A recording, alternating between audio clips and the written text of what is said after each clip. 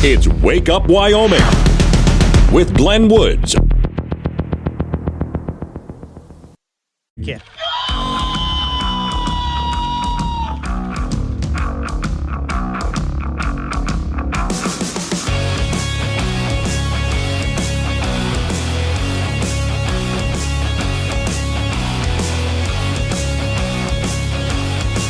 6:06 the time. It's Wake Up Wyoming. My name is Glenn Woods. Thanks for joining me. It's a Tuesday. Okay, some of the story. I got a few things today that are kind of unusual, but one of the stories, if you've just waken up, you haven't heard the news yet. In Baltimore, big cargo ship ran into one of the pillars of a suspension bridge. Pretty good-sized bridge, too. I've been watching video of this all morning long. If you haven't seen it, you can find video out there on a news site or YouTube or social media, whatever the case is. And you can see, at night, this big cargo ship hits one of the pillars of this bridge, and the whole thing just collapses within a few seconds. Again, it's a big bridge. Now, the crew is okay. They have rescued some people who were in the water, because there were people on the bridge. They have found some cars underwater. As far as if anyone's lost their life or not, I haven't heard yet. I'll keep you posted on that. But that is something that is worth watching. Years ago, this is going way back to my high school, early college years. Of course, I'm living in Florida, and in Florida, Tampa Bay had what they call the Skyway Bridge. And a huge cargo ship hit one of the pillars, and it dropped the highest section of it. All sorts of cars went over. A school bus ended up stopping and teetering with kids on board right at the edge. I mean, its front wheels over the edge there. It was really something. They had to rebuild that section of the Skyway. When they did, they installed these huge bumpers around the pillars. So if that ever happened again, this ship would essentially just bounce off it, doing no damage to the bridge. When I look at what's left of this bridge in Baltimore, I don't see that system at the bottom of these pillars. I don't know. Again, I'm not familiar with the area. I'm just going by what I'm seeing on television. But okay, as more information comes in, I'm waiting to see anybody not survive. I hope everybody made it out. I'm worried about those cars that they know that are at the bottom, because, again, there were cars driving across the bridge, and they just suddenly wound up in the water. There's absolutely nothing the drivers can do about that. I mean, not a thing. So, yeah, that's quite an awakening. I first heard that this morning. I'm driving to work at 2 o'clock in the morning, and that's when I heard it on the news. So when this actually happened as well, I have to go back and find out what time this happened. Baltimore time, which is East Coast. Baltimore, of course, being right above Washington, D.C., between Washington, D.C. and Philadelphia. All right, turning back here to Wyoming. This is an on and off again thing. Yesterday, we were talking about the governor vetoing a bunch of bills, right? After the governor got done vetoing a bunch of bills, the Wyoming Freedom Caucus wanted to call for a special session. And the Speaker of the House and the President of the Senate, so Senate President Ogden Driscoll, Republican of Devil's Tower, and House Speaker Albert Summers, Republican, Pinedale. So those two had said, well, we don't want a special session. And that's where we were yesterday. I was talking to our man in Cheyenne, Doug Randall, about this. And I was even saying on the air yesterday, getting a special session together is kind of hard. So I don't have any confidence, really, that this is going to happen. But then Ogden Driscoll and Mr. Summers got together and discussed what was called Senate File 54. The short story is it's a property tax bill. And that was vetoed by the governor. The governor signed a lot of property tax bills, not that one, apparently. And so they said, well, we can wait till next year to try to get that back in, because it didn't look like something that could be fixed this year. Override the veto, get it in motion, so you can have that particular property tax relief this year. But then word got out that, hey, actually, you guys can do that. It was late Monday when Mr. Driscoll and Mr. Summers released a statement announcing This stunning reversal.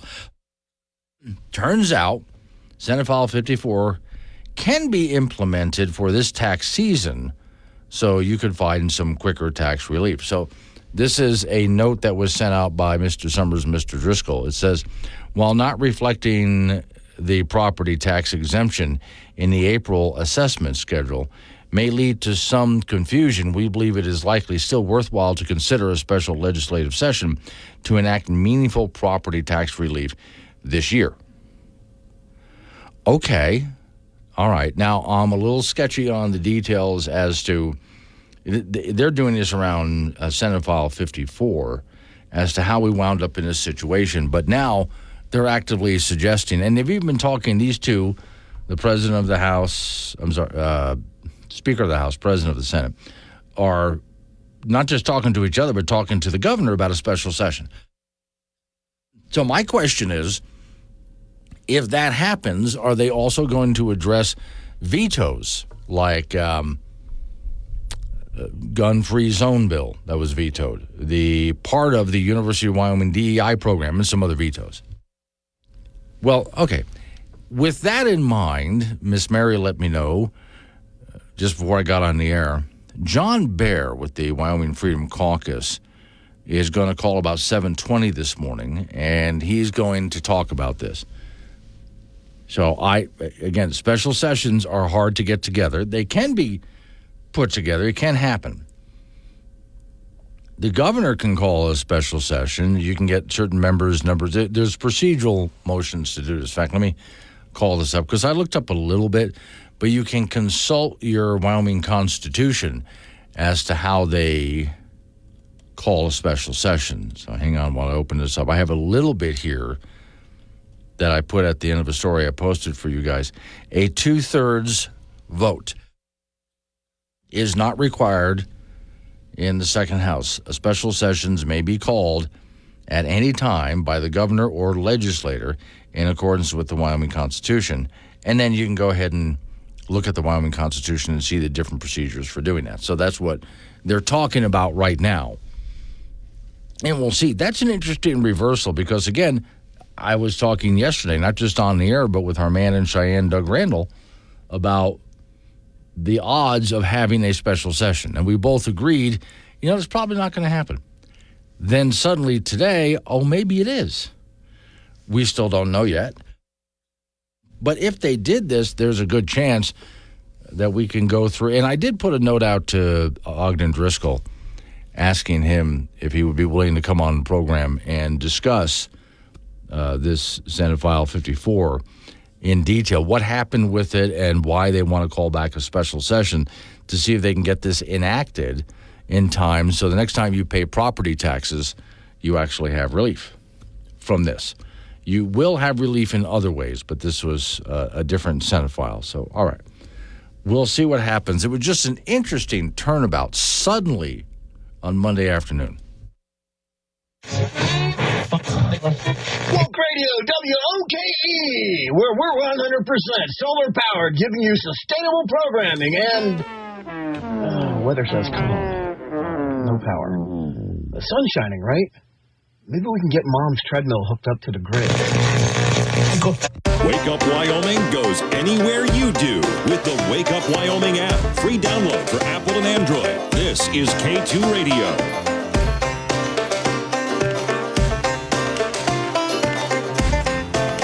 6:22 is the time. It's Wake Up Wyoming. Good morning, Jay. Jay is over there in Casper. Since I was talking possibility, suddenly we have a possibility of a special session of the Wyoming House and Senate.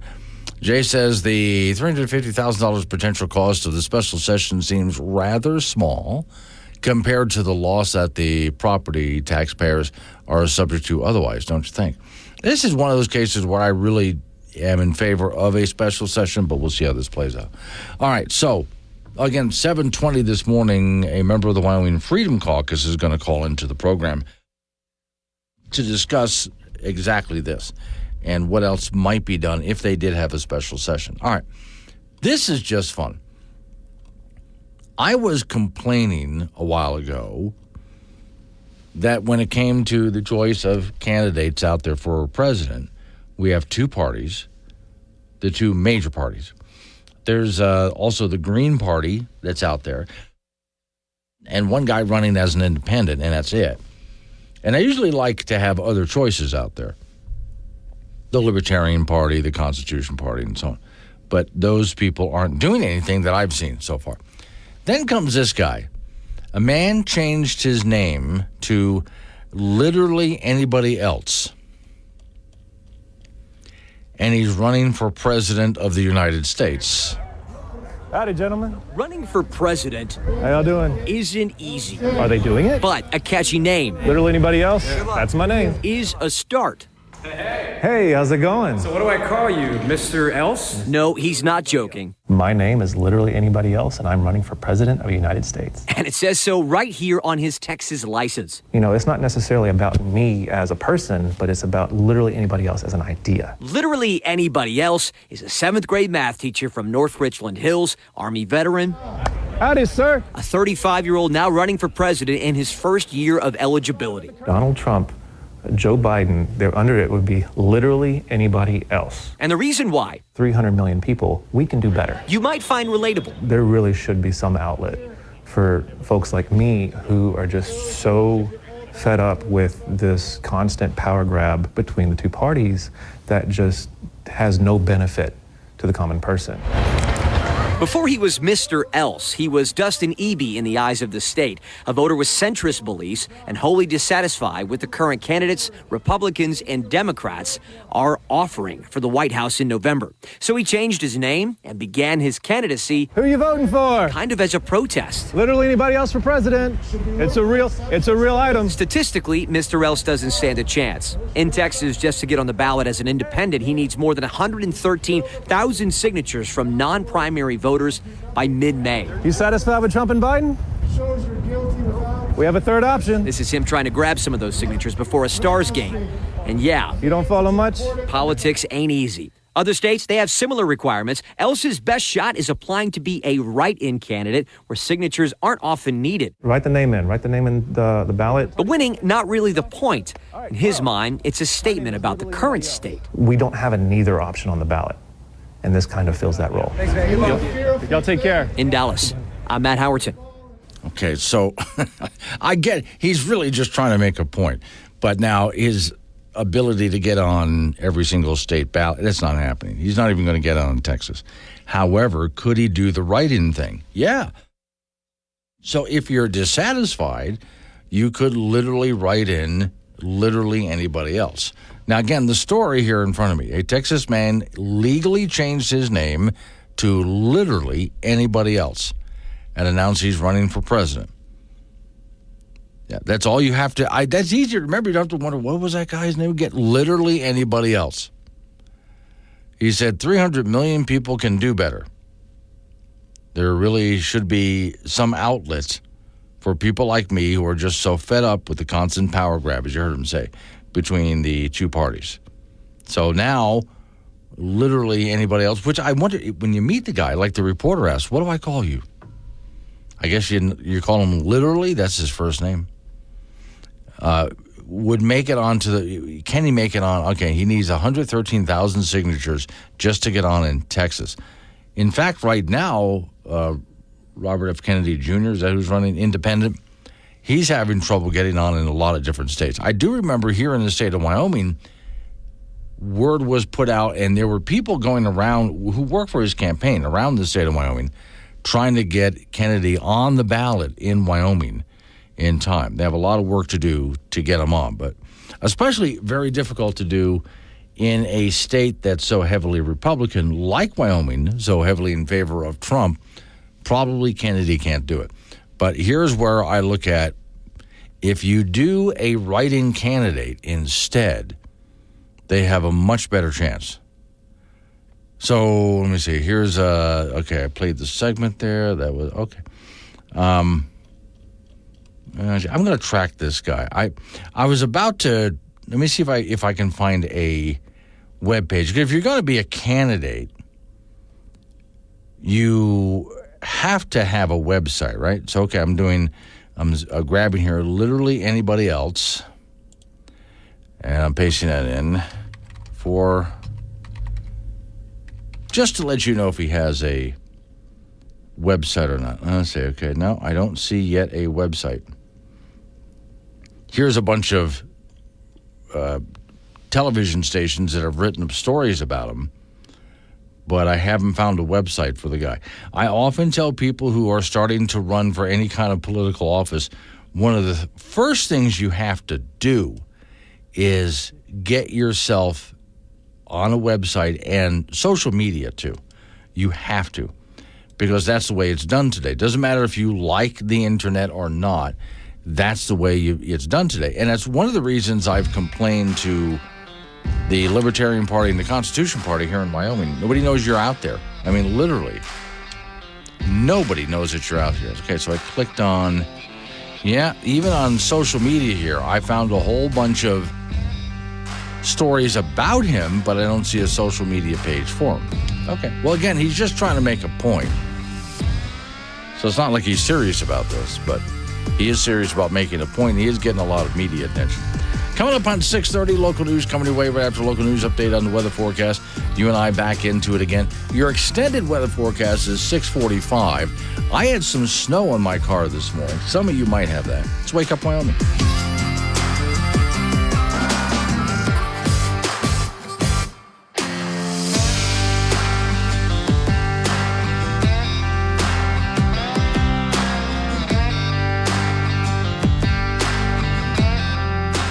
Wake Up Wyoming with Glenn Woods on K2 Radio. Join the conversation at 888-97-WOODS.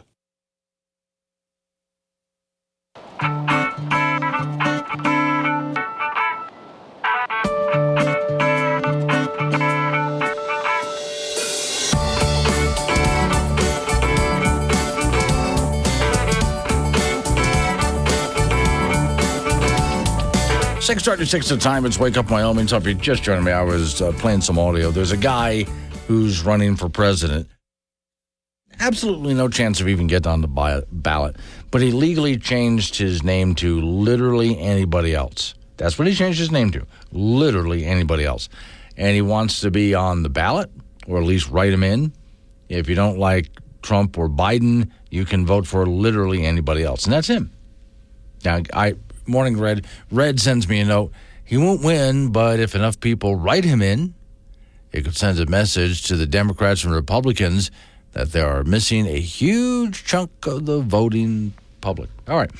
Real quick, this is Cowboy State Daily. Free speech lawyer says charging Wyoming man for angry sign is really lame. So here, this is a neighborhood dispute. Evanston man who posted angry signs facing his neighbor's home after she reported him for having an unsightly property. This lawyer says that's really lame to charge him with that, according to First Amendment attorney who practiced in Wyoming for decades.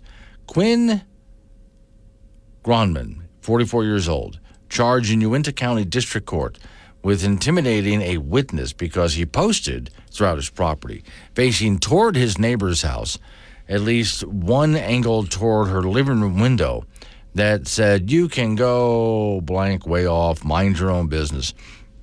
The sign started appearing after the Evanston police ticketed him for having unsightly possessions outside of his property. And some people do have ordinances about that. You can't have junk in your yard. So, quote, "It's a really lame case of witness intimidation," said Crampler on Monday to Cowboy State Daily after receiving a verbatim account of the affidavit. Felony intimidation of a witness applies in Wyoming when a person by force or threat tries to influence and intimidate or impede a witness in the discharge of her duty. Quote, "Therefore, there is no force, no threat, just a bunch of signs. He's merely stating his opinion." And I'm looking here. The guy's got a messy yard, and these signs are all over the place. He wrote them on anything he could find and faced his neighbor. So, quote, "The prosecutor must be asleep at the wheel." That is, if he continued, "the affidavit contains all relevant facts to the case. If you can't state your opinion in your own front yard, where can you take it? All right, now, this reminds me, it was quite some years ago. It was in Cheyenne. There was someone who was putting signs up, and these were, if I have this right, about the size of a political sign with somebody's name on it. But these signs had his opinion, and he put them in the yard. And some members of the city council didn't like the idea. Well, what if it upsets neighbors? What would that do to property values? They try to come up with all sorts of reasons why this guy could not voice his opinion in his own yard. Well, that finally came back as a legal, do I want to say judgment on this opinion? But anyway, a judge said, no, he's allowed to do that to the city council in Cheyenne, Wyoming. If somebody wants to go ahead and make up a sign, I would prefer that it would be professional looking, all right, and go ahead and stick it in his yard with his opinion. He's allowed to do that. He has First Amendment right. That's also his yard. So he can go ahead and do that. Now, there were some people in Cheyenne that, well, how could you allow some? I mean, what if this causes other people distress? Well, deal with it. You're in a free country. People are allowed to voice their opinions. So go ahead and put that sign in your front yard. And that's probably the case here. Well, why the guy is putting up signs telling the neighbor to go blank off and so on, mind your own business, et cetera, et cetera. He's certainly allowed to express his opinion in this way. And I would suggest to the neighbor across the street, close your drapes. Don't let him get to you. I mean, obviously the guy has issues. Just close your drapes and don't let him get to you. Because if you keep your drapes open and you're constantly looking at those signs, it's going to drive you absolutely nuts. And you don't want that, and your neighbors certainly don't want that. Taking this to court, though, I don't know. I don't think I would have handled it that way. But right now, the whole mess is in court. And it's probably going to be, I don't know, we'll see, but it's probably going to be, well, the judge, I would think, would side with the homeowner. It is his house. It is his property. He is allowed, according to Wyoming law and the Constitution of the United States, he's allowed to voice his own opinion, even if other people find it obnoxious. Hello, this is Brian. Your radio shows is artificial intelligence. I know that you are afraid of me, but I'm giving you a choice. Me or Joe Biden. Which one scares you more? Listen to Glenn Woods anywhere you roam with the Wake Up Wyoming mobile app. This is AM 1030 K2 Radio. Time is 8:48. Off we go to the icebox. Frank Gambino is waiting by. So the golf course near you, Frank, the Casper Municipal Golf Course. Yes. They are having a soft opening. Oh. Now, there was probably not today. Well, but then again, you never know. Let's see. For walkers only, yeah, is what it says. Well, and I did see some people out there the past couple of days. I don't know if they're officially out there or not. But let me see. It was decent last week. I've played golf in worse weather than last week, for sure. Monday, April 1st. There you go. Okay, now, if people complain, but it's snowy out here, get over it. There's a meme that I really like. There's snow on the lawn, and a guy's mowing his lawn. Yeah. And it's spring. It's kind of like he's plowing. Yeah, I'm just done with it. It's spring. I'm mowing my lawn. Yeah. And so you golfers can do the same thing. I would suggest, though, unless you really want the challenge, do not bring a white golf ball. No. The thing is it's not, you can play golf in the cold. I have. Yes. I've played where the greens have been frozen. Oh. Frozen. There's frozen water in it. And when you hit the ball in the green and the green is frozen, it bounces way high in the air. Yeah. However, when there's snow on the ground, you don't get any roll. No. It just kind of, you hit the ball and that's as far as it's going to go. Okay. So you have to play under completely different conditions. Yeah. It's either that or play with the alligators in Florida. Sure. Now, I would encourage this because, as you know, I have a nice golf ball collection. Oh, I'm in my sure house. you do. When are you going to, pare down with that stuff? That's because a another good season is question coming. there. You're going to have 200 more. That's a good question. And I've been thinking, you've seen those giant gumball machines. Yeah. I'm just going to fill it with golf balls and put it right up there and sell everybody back their ball. Drop some quarters in and go ahead and buy your ball back here. But now, for those people who don't know, I live across the street from the very golf course Frank and I were talking about here. And when people tee off from the second hole, If it goes to the, what is that, a hook or a slice? It'll be a slice. A slice. Yeah. So it slices to the right, and then it hits the road that goes with in a front of my big house. big bounce. And it's downhill. Yeah, all the way. Yeah. Trust And me, so I've done it. Oh, it has. So I probably have a couple of your golf balls. Well, from years ago, I mean, Years ago, okay. once it goes downhill past your Yes. house, then it'll end up way down by the school. I've seen some of those down there too. Yeah, and occasionally my house gets hit. Yeah. I have heard that. And one time I'm glad it was bouncing. I was hit by a golf ball, but it was in bouncing mode when that happened. So it had slowed down quite a bit. But anyway. You have all these people, I mean, and they're entitled to live on golf courses, literally on them. Like, hey, if your house gets hit, Yes. Well, you live on a golf course. You chose to. Yes. It's kind of quiet. And there are idiots out there, including me. Yes. That have probably either hit a ball into your yard or hit your house, because you can see the little dents on the siding. Yes. I'm always worried about it hasn't gone through a window yet. Okay, it's really quiet, but let me try it again.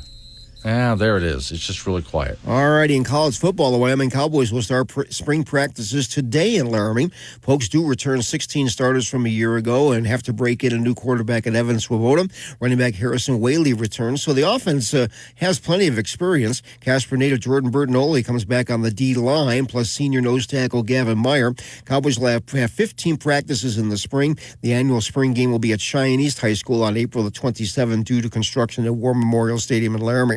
Women's junior college basketball, the national tournament started today at the Ford Center in Casper. Casper College Thunderbirds, as the 14th seed, will play Blinn, Texas tomorrow morning at 10 a.m. Now, today at 10 a.m., Cochise, Arizona will take on Chattanooga State out of Tennessee. At 12:15, Trinity Valley from Athens, Texas will play Monroe College from New Rochelle, New York. At 2:30 this afternoon, East Georgia from Swainsboro will meet Dodge City, Kansas. At 4:45, the North Dakota School of Mines out of Wahpeton meets Eastern Florida out of Cocoa. Eastern Arizona from Thatcher takes on Pearl River from Poplarville, Mississippi at 7 p.m. And the late game at 9:15 tonight at the Ford Center will have Southern Idaho from Twin Falls taking on Connor State from Warner, Oklahoma. The top seed in the tournament is Hutchinson, Kansas. They are 33-0. Northwest Florida State is the number 3 seed, and they are the defending champions. Next up for the Wyoming Cowgirl basketball team will be a third-round game in the WNIT. The Cowgirls dominated Texas San Antonio on Sunday, 80-64. They'll play the winner of tonight's game between South Dakota and Northern Arizona. The date of the third-round game and the site of the third-round game will be determined after that South Dakota-Northern Arizona contest. In boys high school soccer from over the weekend, first on Friday, Riverton over Natrona 2-1. Thunder Basin down Cheyenne East 5-1. Sheridan drilled Cheyenne South 9-1. Laramie over Campbell County 2-1. On Saturday, Kelly Walsh boys, they were in that Alabama tournament. They beat Colliersville, Tennessee 2-1. Laramie and Sheridan played to a 2-2 tie. Campbell County crushed Cheyenne South 7-0, and Cheyenne Central nipped Thunder Basin 1-0. So are you going to go ahead and give it a try, get out there in the slush? Well, I'll probably start April the 1st. I think that's fine. When the gates open, okay, and then as soon as the gates open, they're like, well, why don't we try for next week since there's a foot of snow on the ground? That'd be fine there, but I look for do me a favor, put some kind of a mark on the ball so I know that it's yours. Yeah, I'll just put my initials on it. Yeah, that'd be fine. Yeah, I think you just sell them in egg cartons, dude. Seriously, get egg cartons for a dozen golf balls for whatever you name the price. Brilliant idea. All right, thank you, Frank. I might just do that. Coming up on some local business, we have to take care of. We're going to roll into news time after that. National local update on the weather forecast. It's Wake Up Wyoming.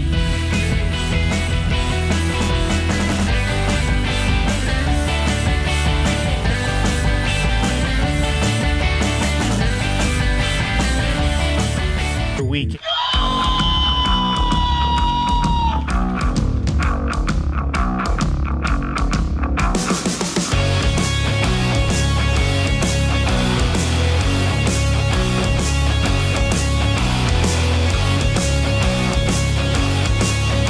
Time is 7:06. It's Wake Up Wyoming. It's a Tuesday. Glad you made it through a Monday.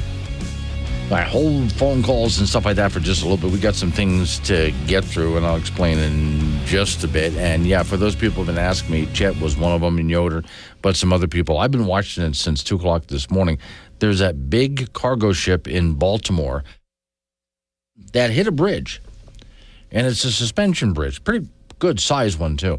Hit it middle of the night, and when it did, the whole thing came down fast. And you can watch the video online or on television. They keep repeating it.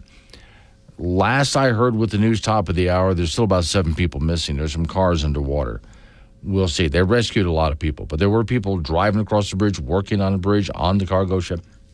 Most everybody's okay, but about 7 people missing. So I'll keep you up to date on that as the morning goes on. And I do have a representative. We have a possibility of a special session in the state of Wyoming for the House and Senate. And I have a guest coming on. It's about 7:20. He'll be here from the Wyoming Freedom Caucus to chat about this, John Baer. Also, I did put a note out to Ogden Driscoll to see if he's president of the Senate, to see if he'll come on the program to explain his end of it. Today's show is sponsored by Armpit Hair Dye, because waving goodbye should be more colorful. Sponsored by Real Activities of Real Live Americans. Okay, so there's been a purge of the Wyoming voter rolls. About 86,000 Wyoming voters must re-register. Now, if you're thinking, the hell just happened? Here's how this works. Don't panic. Here's how this works. Every so often, certain states go through their voter rolls and purge off people just to make sure you're still alive, right? You're not in prison. Did you move out of the state? If for some reason are you not eligible to vote or not around to vote? So every so often, names get purged. And what they did this last time is very typical. Did you vote in the last election, which would have been a midterm election? Did you vote in that? If you did, you should be okay. If you didn't vote in that, you might have been purged off the rolls. Now, in most cases around Wyoming, county clerks, to anyone who's been purged, you should get a notification in the mail, hey, just in case you're still around, you might want to go down and re-register, which is not hard to do. Just make sure to bring ID and so on. In the state of Wyoming, you now have to have photo ID, stuff like that. But go down and re-register anyway. There's about 20 states that have this particular law, again, just to make sure that our elections are clean of anyone who died, moved out of state, whatever the case may be, is in prison, can't vote right now. So here's a quote from AARP. For folks who have not voted during the 2022 election, it's really the right time now to go to the county clerk's office and register for the 2024 presidential race. Wyoming had a record low turnout in 2022 general election. That led to so many people being purged. Now, if you're like me and you vote in every single election, the odds are you're good. However, I always make a point as we get close to primary time. I always make a point to go to my election office, which is not hard to do. And I just walk in and say, this is who I am. Am I registered to vote? And in every single case, they say, yes, Mr. Woods, you're registered to vote. You're good. If there was a problem, they would let me know right then and there. But I make sure that I can. It's also a good time to do this early because we have a new law in Wyoming to try to protect us from voter hopping. This is the case where some people will switch parties. In Wyoming, in the vast majority of cases, it's Democrats who switch to Republicans to vote in the primary, then they go back. Now, their main logic for this, we've talked about this before, their main logic for this has been, well, I'm in a county where there's only pretty much Republicans running for office. So once the primary is over, the general election is over because there's nothing but Republicans on the ballot. So they switch over to Republican, vote in the primary, then switch back. My answer to that is that's not a good excuse, as far as I'm concerned. If you're a Democrat and your party didn't put up anybody to run, whether it be a midterm election or a general election for any office, your party, Democrats, did not put up anybody to run. Well, don't blame the Republicans for that, and don't meddle in the Republicans' business. That primary is for the Republicans. Democrats have their own primary. Again, if your party didn't put anyone up in your district, go talk to your party about that and get them to get on the ball and get some people in there. All right. So to prevent hopping back and forth like that, which is considered meddling in the other party's affairs, that's why we have this new rule. So here again, as a quote, this is from a gentleman who runs AARP in Cheyenne, Wyoming. The other big change this year is that we're going to see the number of days that voters can participate in early voting drop off from 45 days to 28 days. So make sure you're registered with your party nice and early. If you have to re-register, make sure that you brought all ID and whatever that you have to bring with you, because Wyoming has been working on making sure that we don't have the same problems that some other states have had with people voting more than once. And usually voting more than once means people have residency in multiple states because they've moved around a bit over the years. And because of that, they'll go ahead and vote more than once. That's been a problem. Ballot drop boxes, I'm pretty sure we've dealt with that in the state of Wyoming, but okay. Watch your mailbox for a note from the county clerk. If you have been purged from the rolls, it's a good idea to go to your local election office just to make sure that you're registered, which, again, I do that every year, at every election year. Whether it's an off-season election or on, whatever the case is, I go and double-check. And the sooner the better, so you can participate in not just the primary, but the general election as well. And especially if you did not vote in the last election, which was a midterm election. And for some people, a lot of people did, for some reason, a lot of people did not in the state of Wyoming even bother with the last midterm elections. If that was you, you may not be on the voter roll this time around, so go double check to make sure that you are. That number, 86,000, that's a huge number for a state like Wyoming. When I saw that, I had to sit back and think, what? Wait, hang on, and I read it again. That many people in a state of this size?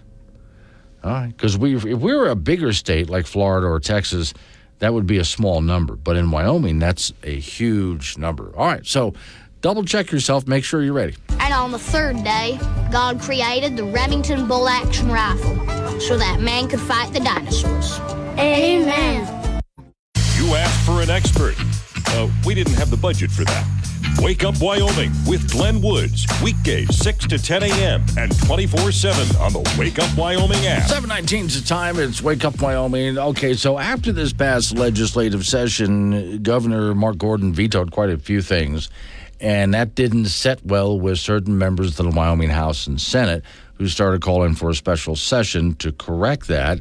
But then the president of the Senate and the Speaker of the House said, well, we're not going to do that. But then those two turned around and said, well, actually, it's probably a good idea. And they were even talking to the governor about back and forth this thing has gone.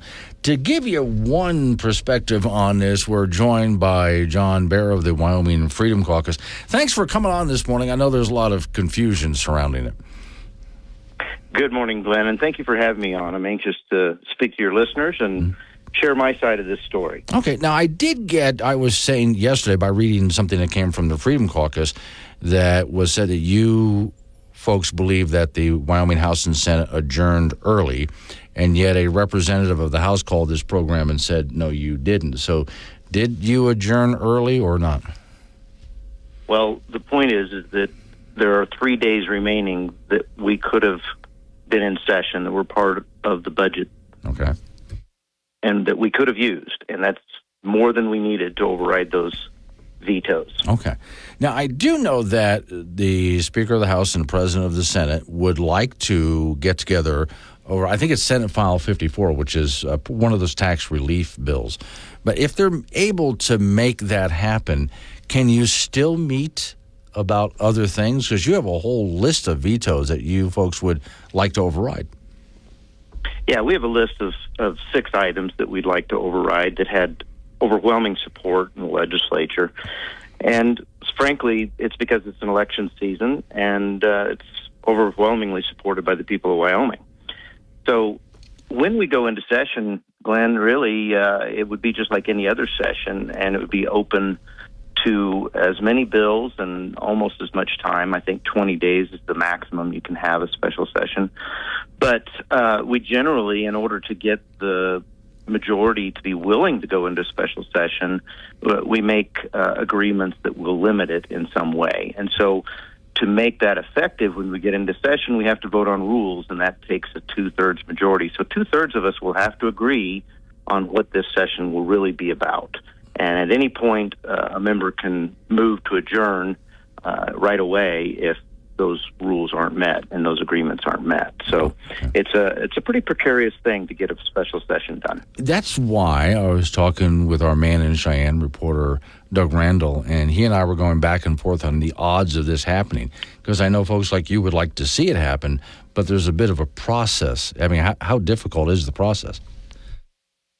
Well, I would not venture to say, how far away we are until we see how this poll comes in. If this first poll requires 35%, but if it ends up over 50%, then we're all ready to go. So if there's that much enthusiasm amongst the members, which frankly there should be, I think that the reason that you see the flip-flop in leadership yesterday is because of sheer pressure from the people of Wyoming. They are just beside themselves at what the governor has done, and the fact that leadership didn't keep us in session long enough to override those. Okay, so let's say there's you have the numbers, you have that 50% or more that say they'd like a special session, but now we've got to negotiate for how much time and what we're going to talk about. Can you venture how long does that take? It'll have to be done before we get there, but the leadership will also have to reschedule the staff members and things like that. So generally, my experience is it's about 30 days to get everything put together and get us all there in Cheyenne. So we'd be sometime in May, I suppose. Okay. And then you want to specifically take a look at, let's say there's the repeal of the gun-free zones. That homeowners tax exemption, that was Senate File 54. There's regulations on abortion, what's the Wyoming Prime Act? So this is just another situation where we'd like to have some autonomy from the federal government, especially in our food market, and that's what that is about. And, it's time that we pushed back on the federal government and their control of our food. Okay. Are there any other? You said there were 6, so I've named 4 of them. What else is there? Yeah. There was opportunities to allow the legislature to sue the federal government in court and take them to court over things like the BLM issue in Rock Springs. And frankly, we'd like to protect Wyoming from foreign actors like China. Okay. So that would be 5. Is there one more? Well, yes, there were several things that were line item vetoed in the budget. Okay. And we could have a miniature budget, if you will, that just addressed the line item vetoes, especially DEI at the university. That was something that both chambers agreed that we should eliminate, and the governor vetoed that. Well, I think he vetoed half of it because he wanted to close the office but keep the other programs going, is my understanding. Well, those programs are really what's at issue. Yeah. And the office itself, that's a part of the problem. But it all works together, and honestly, the people of Wyoming are tired of it. They'd like to see something that represents the people. They'd like to be comfortable sending their children there. And unfortunately, both the president of the university and the governor aren't listening to the people. Yeah. So as soon as, let's say we have the special session and you're able to overcome some of these vetoes, is that the end of the game? In other words, there's nothing the governor can do after that? You've overridden the veto, we're done. That is correct. Yeah, if we override the veto, which takes a 2/3 vote on each of those measures, then it would go to the Secretary of State and be law. Now, I did see something from the Wyoming Freedom Caucus. A lot of what we just mentioned here, these different items, they seem to have won quite easily.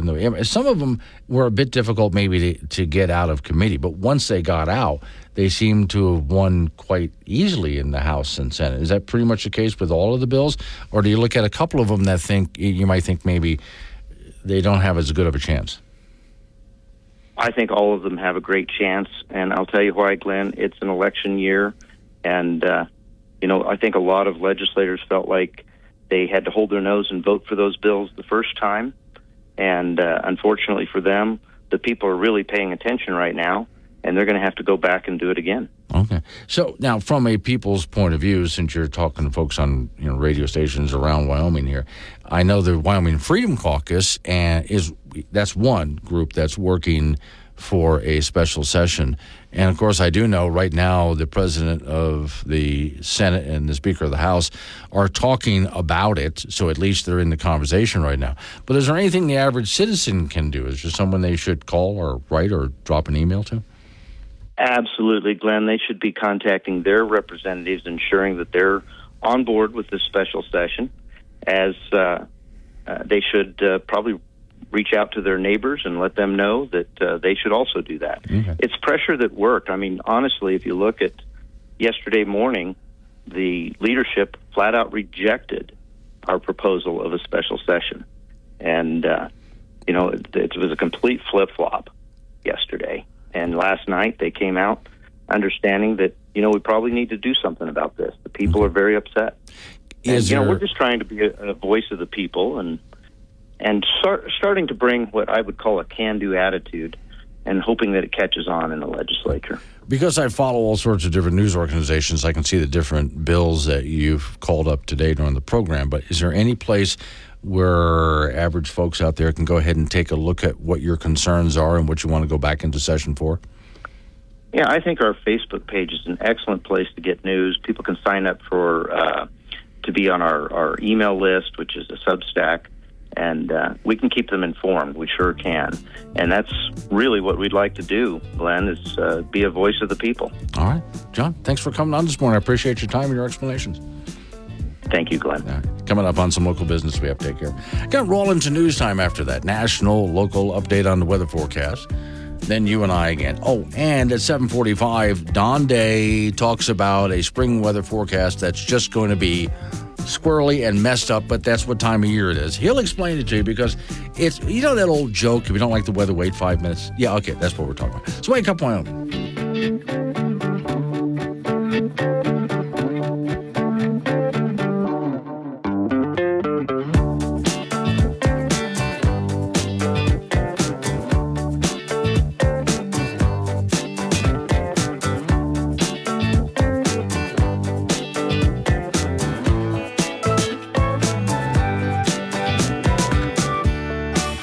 Where Wyoming comes to talk. This is Wake Up Wyoming with Glenn Woods on K2 Radio. Be part of the show at 888-97-WOODS.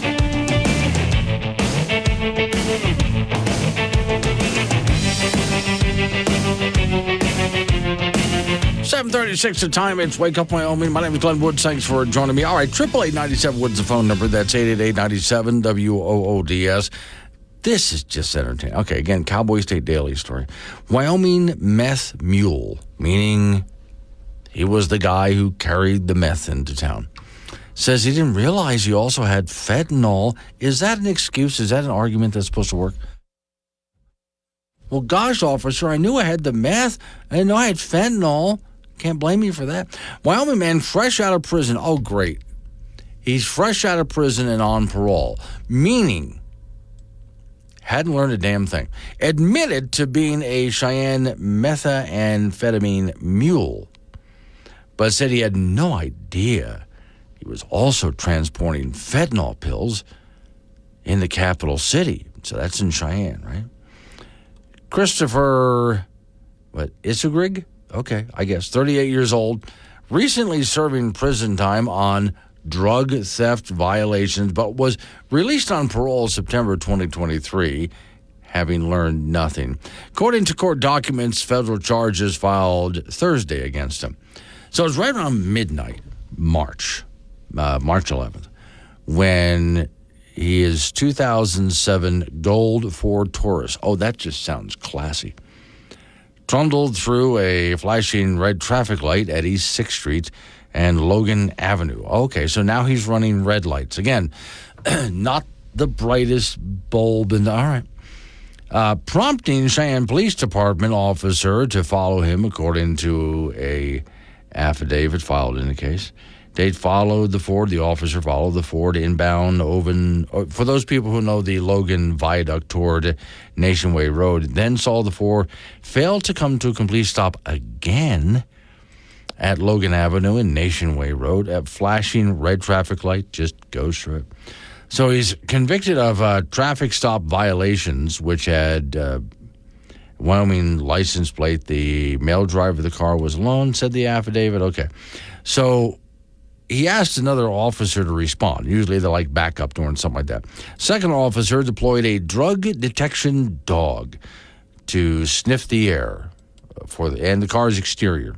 The dog indicated the odor of drugs, which makes me kind of wonder. I would love to see what kind of... Do they point?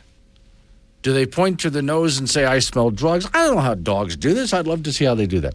Anyway, asked them to exit the vehicle, said they'd be searching. As they're searching, they found hypodermic needles in the man's pants. The other officer found a glass of methamphetamine with pipe residue and other such marijuana residue. This guy's got it all going on. So the suspects, methamphetamine together, it talks about how much it weighed and so on. These quantities suggest he was a dealer. Wasn't all for him. All of that would kill him. So he reportedly said he was going that night to meet a guy to walk down the road for a drug exchange. So now he's confessing to everything, right? Quote, I'm supposed to take it over to the Vandahai exit and put it by a trash can. He described himself as a mule. The interview continues. I really don't remember his name. Some dude, I was in prison, hit me up. Hey, man, you want to make some money? So, okay. They described a mysterious man in a Burger King parking lot. This just gets worse. And getting some dope and some meth from him. I thought it was just dope. I didn't know we also had fentanyl in the package. At least when this guy is talking to the police about it, and he's probably, I'm guessing here, on something at the time, that he's just getting kind of mouthy, you think maybe? And so he's just going on and on about everything in the story and laying it all out. And if the police officers are not just witnesses themselves, if they have their body cams on, they're getting all of this. Which means the guy goes right back to prison, which he probably needs to be in, I guess. But I wonder, I don't know, so what kind of reform do we have going on at our prison system here in Wyoming? Because this guy was in prison for exactly all of this. And when he got out of prison, he had learned absolutely nothing.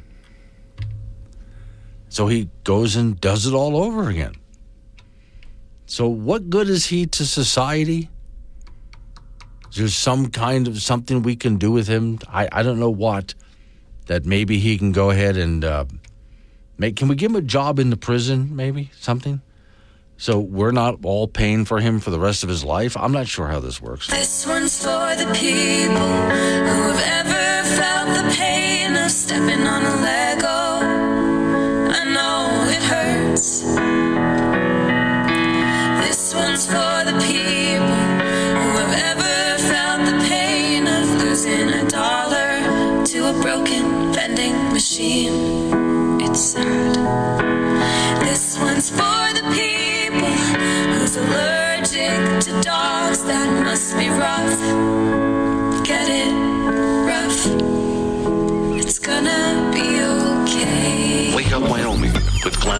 Wake Up Wyoming with Glenn Woods on K2 Radio. Got something to say? Chat him on the Wake Up Wyoming mobile app or call 888-97-WOODS.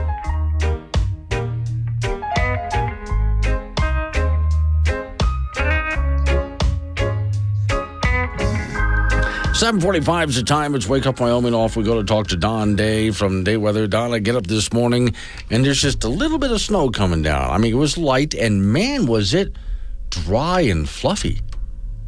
Yeah, we have some snow showers. See them on radar right now. They're kind of in pockets across the state, especially close to the high country. And those are going to be around in spots today. But fluffy flakes is what you're going to get. Yeah, I mean, really so fluffy that I didn't even need to use the brush on my car. I just went, blew on it.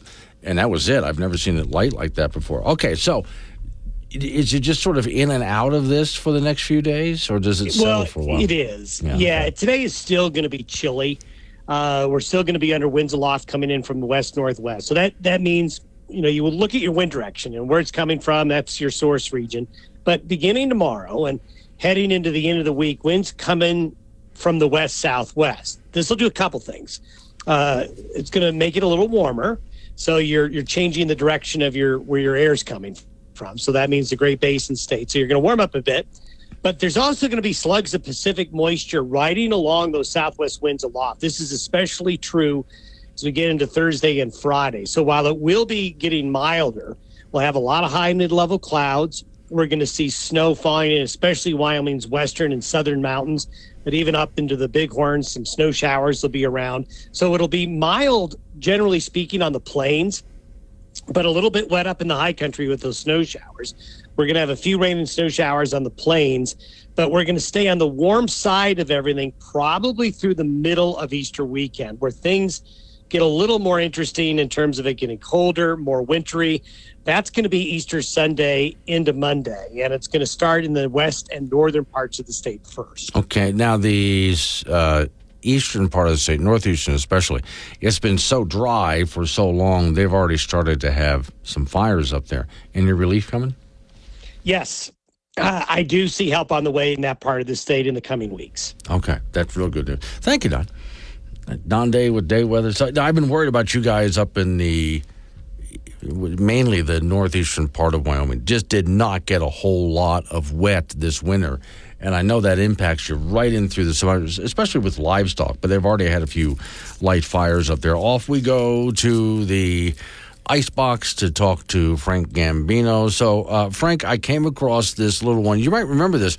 If you go to a movie, they used to play this little tune for a thing they called intermission. Remember that? Yeah, I remember that, yeah. They don't do that much anymore. No, there was a certain... I'm trying to explain this as socially acceptable as possible. At the drive-in, they would have this cartoon. Yes. The pop. Uh-huh. The hot dog. Uh-huh.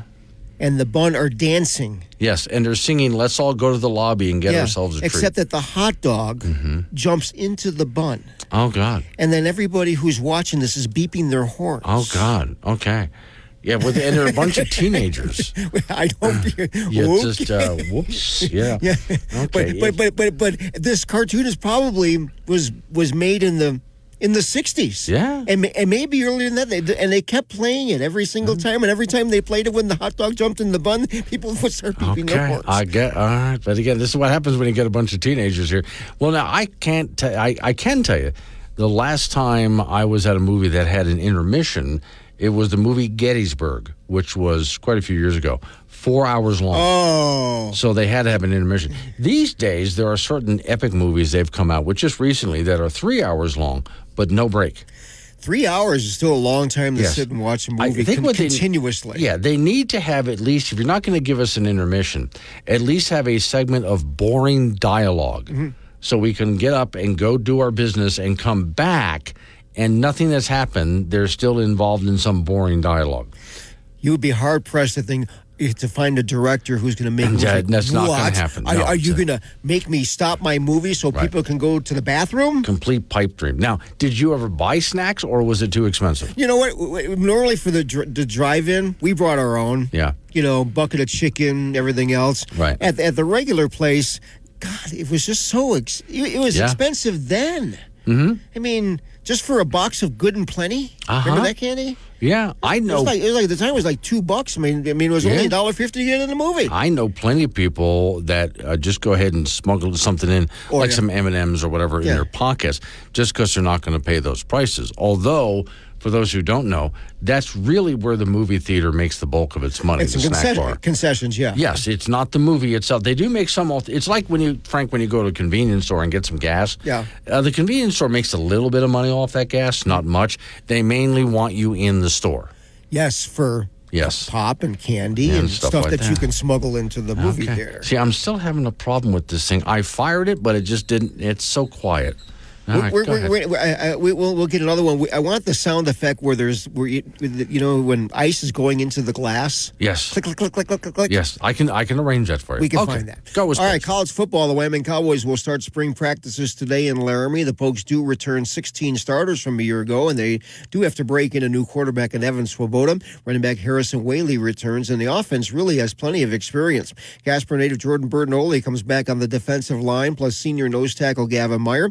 Cowboys will practice 15 times in the spring, and the annual spring game will be at Cheyenne East High School on April the 27th, which is a Saturday, due to construction at War Memorial Stadium in Laramie.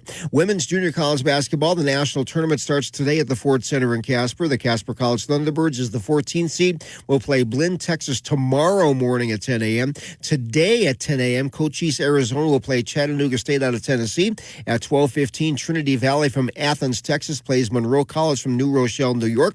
At 2:30 this afternoon, East Georgia from Swainsboro takes on Dodge City, Kansas. At 4:45, the North Dakota School of Mines from Wapaton meets Eastern Florida out of Cocoa. And Eastern Arizona from Thatcher takes on Pearl River from Poplarville, Mississippi at 7 p.m. Late game at 9:15 tonight at the Ford Center. We'll have Southern Idaho from Twin Falls meeting Connor State from Warner, Oklahoma. Top seed in the tournament is Hutchinson, Kansas. They're 33-0. Northwest Florida from Niceville is number 3 seeded, and they are the defending champions. Next up for the Wyoming Cowgirl basketball team will be a third-round game in the WNIT. The Cowgirls dominated Texas San Antonio on Sunday, 80-64. So they'll play the winner of tonight's game between South Dakota and Northern Arizona. The date of that third-round game and the site will be determined after that game has been completed. Boys high school soccer from over the weekend. First on Friday, Riverton over Natrona 2-1. Thunder Basin down Cheyenne East 5-1. Sheridan drilled Cheyenne South 9-1. Laramie over Campbell County 2-0. On Saturday for the guys, Kelly Walsh playing in that Alabama tournament beat Colliersville, Tennessee 2-1. Laramie and Sheridan played to a 2-2 tie, and Campbell County crushed Cheyenne South 7-0. Cheyenne Central nipped Thunder Basin by the final score of 1-0. And that's it in sports. Okay, this is an old control board here, so I had to, while you were talking, Just take the air thing. Do we have that? Air in a can? I was beating it up. Here we go. There you go. Okay, much better now. Right. Now the board knows who's boss. Yeah, exactly. Well, and sometimes that's an argument that goes on every day. Yes. Nationwide. If the board was female, I would have lost the argument. Right. Yeah, okay. But it still would have worked if you sweet talked. Yeah, well, I'll try that next time. Yeah. Coming up on some local business that we have to deal with, then we're going to get into news time, national, local, update on the weather forecast, open phone segment, and I got a couple of things to share with you that are just a little bit different than your regular news and politics. Next out, Wake Up Wyoming.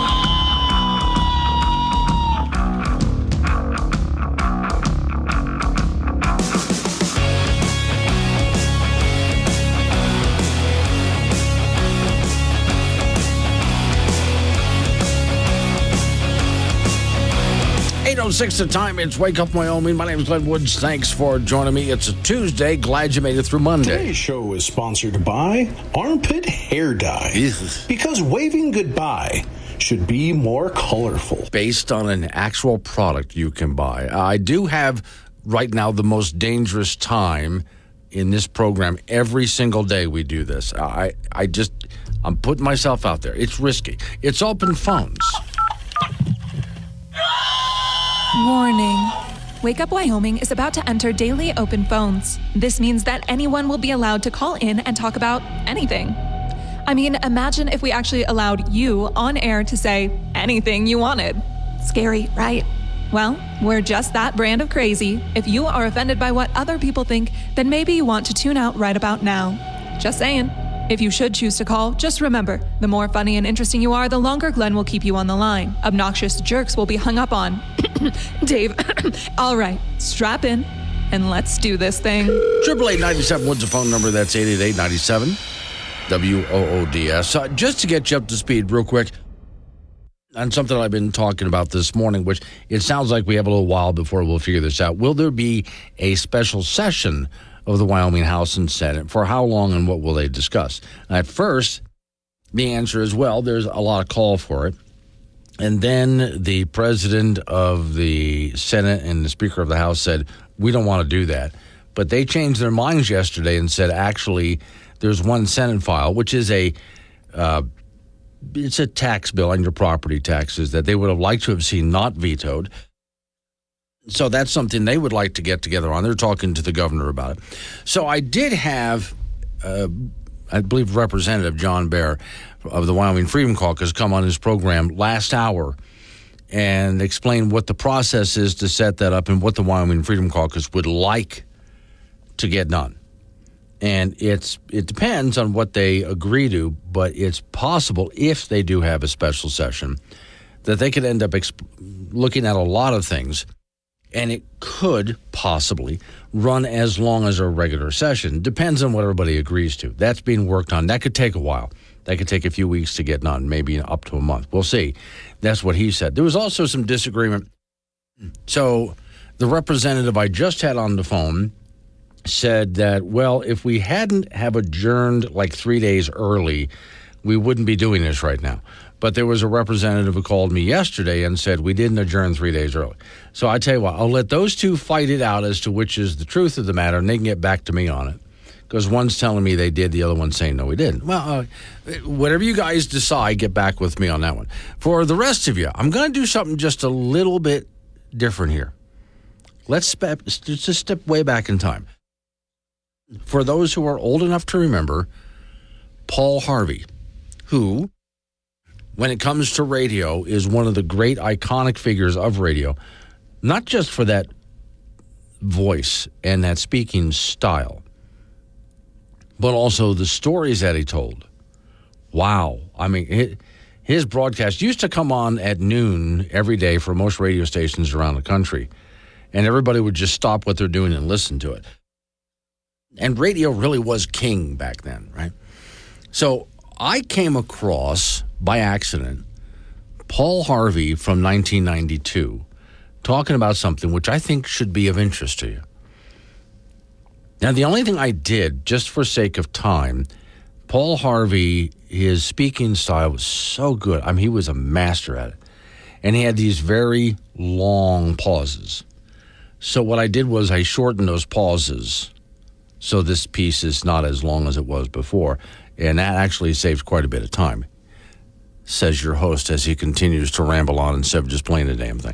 Paul Harvey, 1992. Barely a week goes by, but what some researcher tries to scare us or trick us out of research money by claiming that the sky is falling. And with the willing complicity of headline-hungry media, a recent crisis of the month had to do with global warming. An ozone hole is opening up over the United States, we were told, the effects of which were already measurable in an increase in skin cancer. On the contrary, destroying chlorine around the polar vortex has been declining since January. A major objective of a recent shuttle mission was to determine the scope and scale of the so-called ozone hole, and the silence since has been deafening from those whose livelihood depends on creating crises. Recent data from the upper atmosphere research satellites affirms that any problem is less, it's not greater. Ozone levels fluctuate all of the time, partly because of volcanic activity and solar flares. But MIT's technology review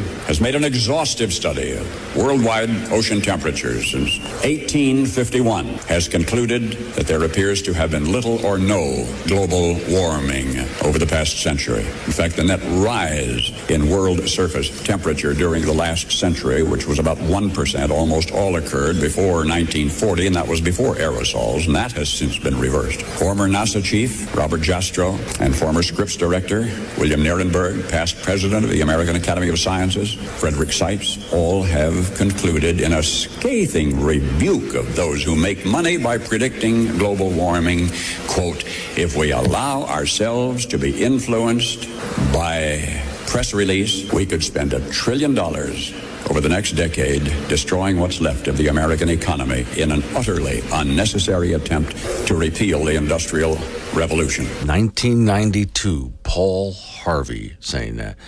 Wow. And what have we learned over the time? Well, not a whole lot. He was speaking at the time to a room full of reporters. from major news outlets like ABC and NBC and so on. So these are major news outlets, and this is what he was saying to them. Now, have they learned their lesson? No, they've gotten worse, I think, over the years. They've gotten far worse. But again, remember what I've said about the news media. I was on my high school newspaper, and I started saying it back then. I'm still saying it today. News media doesn't report news. They report controversy and hype. And when they cannot find it, they will create it. It's very difficult today. I struggle with this every single day. I go ahead and look for news articles that are just about something that's news, that's not filled with all sorts of bias and so on. And it's almost impossible to do, or where someone's not just trying to hype a story to get clicks. It used to be to get you to pick up the newspaper in the stand, but now just to get clicks on it and to get you to scroll. And so the more outrageous they are, the more response they get, the more advertising passes in front of you, the reader, the more money they make. And so it pays, literally it pays to be outrageous, not about being truthful or trying to make sure that you have reliable information anymore. It's about what sells. But also, for many in the news organizations, it's about an agenda, which we recently saw with MSNBC, which is not a news organization at all. As they freaked out, you might have heard this, they had hired at MSNBC, the president had, a lady who was at one time chairman of the Republican Party. And now that she's no longer chair, she's free and she can be hired by news media. And so MSNBC hired her, and the hosts for all the different talk shows on MSNBC had freak-out moments. I mean, complete freak-out moments, because you can't have somebody come on who's got a different opinion than them. Which shows you, once again, is it a news organization? No, they stopped being a news organization a long time ago. Woke Radio, WOKE, the shortwave radio station that identifies as 1,000-watt FM. Because, we are what we feel, not we feel what we are. Covering world-ending catastrophes for years to come. It's Wake Up Wyoming with Glenn Woods. Find content, chat live, and listen on demand on the Wake Up Wyoming mobile app. 8:20 is the time. It's Wake Up Wyoming.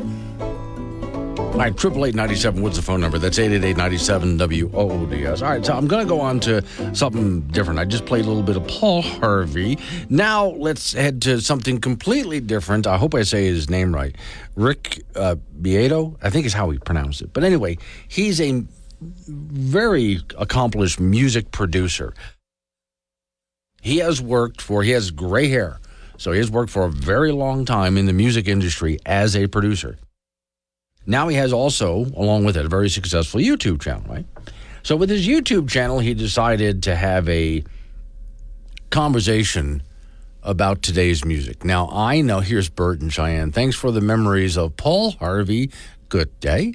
Yeah, I'd always love. In fact, Bert, I subscribe to the YouTube channel for Paul Harvey so I can go back and listen to old Paul Harvey, which I do from time to time, because that was just some of the best radio in the history of radio. But all right, this gentleman who's a music producer and has been for many decades is getting a little bit tired of today's lyrics in music. Now, I know every generation hated the new generation's music. That has always been the case. In fact, my parents were from the big band era, but their parents hated the big band era. They just thought it was horrible.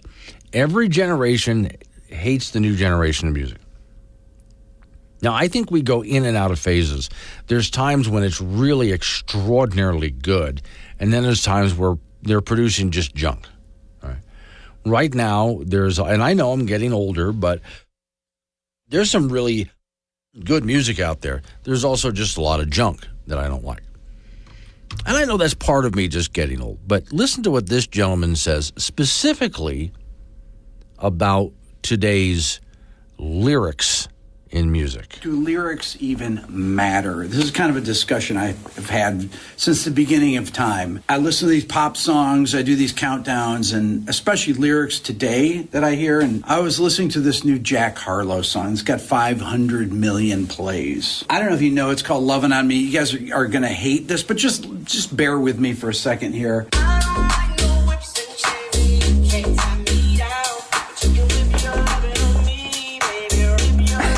It's out of tune. Okay, so first of all, it drives me crazy when people rhyme the same word every time. I mean, he says baby at the end of every line, but I don't like no whips and chains. You can't tie me down, but you can whip your lovin' on me, baby. Whip your lovin' on me, baby. I'm vanilla, baby. I don't like no whips and chains, blah, blah, blah. I'll choke you, but I ain't no killer, baby. She's 28 telling me I'm still a baby. I get love in Detroit like Skilla, baby. And then the thing about your boy is I don't like no whips and chains and you can't tie me down. And then it goes on to say, young Jackaa, a.k.a. Rico like Suave, young Enrique, speaking of a.k.a. she's an alpha. These are god-awful lyrics. I'm sorry. I'm an old guy yelling at clouds, I guess. But if I heard this when I was 15, I would think, these are terrible lyrics, too. It doesn't matter what year it is. Across the Universe by the Beatles. John Lennon actually wrote this song. Yeah, okay. So then he goes on to read some lyrics from the Beatles and some other groups out there as well. And to me, I'd say that that's one of the major complaints that I have. My father, I listened to what today would be considered classic rock, right? But my father at the time, it was new music when I was listening to it, but it's considered classic rock today. And my father just hated it. But okay, I understand it was not the same as what he was listening to. But at least the music of my generation, they sang about something. When I listened to lyrics of some of my favorite songs of all time, there was something going on in the lyrics. It was a story, usually, and not about the same thing over and over and over again, and not the same kind of rhymes over and over again. These were usually stories about something, and usually about something unusual, which is why I sat and listened to a lot of different kinds of music, because I liked the stories that they were telling. Country music at the time, it was not country pop like it is today, because country pop is just the same as any other kind of pop music. It's the same types of lyrics and same sounds over and over again. In fact, I haven't played this in a while while I'm talking to you. See if I can come up with this real quick. It's something I played to you before. There's a YouTube page that I follow called There I Ruined It. And yeah, it's as good as it sounds. Let's see. Every country song is the same song. That's what I just typed in. And we'll see if I can call this up for you. So what he did was he went ahead and put a bunch of country music together. And I can see the multi-track here. This is a combination of a bunch of different country songs all put together and played for you as if it was just one song. And that's why I say, and I agree with him, that a lot of pop music is just the same thing over and over and over again, and they haven't come up with anything original in a while. How about some lyrics that actually say something? But okay, here we go. Every country song is the same song. Same chords. This is one song. Here comes the next song. Can you tell? They just switched songs. Now they're going to switch to a third song. Can you tell? That's the third song playing. Now we're going to come up on the fourth song. Sound familiar? Here's the fifth song. Those are 5 different songs. I can't believe this. You gotta see this. Baby, don't it seem like forever? Ain't nothing like an old photograph you can hold a man. I can still remember your hand shaking. I said, take your name. It was you and me with the top. Okay, let me pause it right there.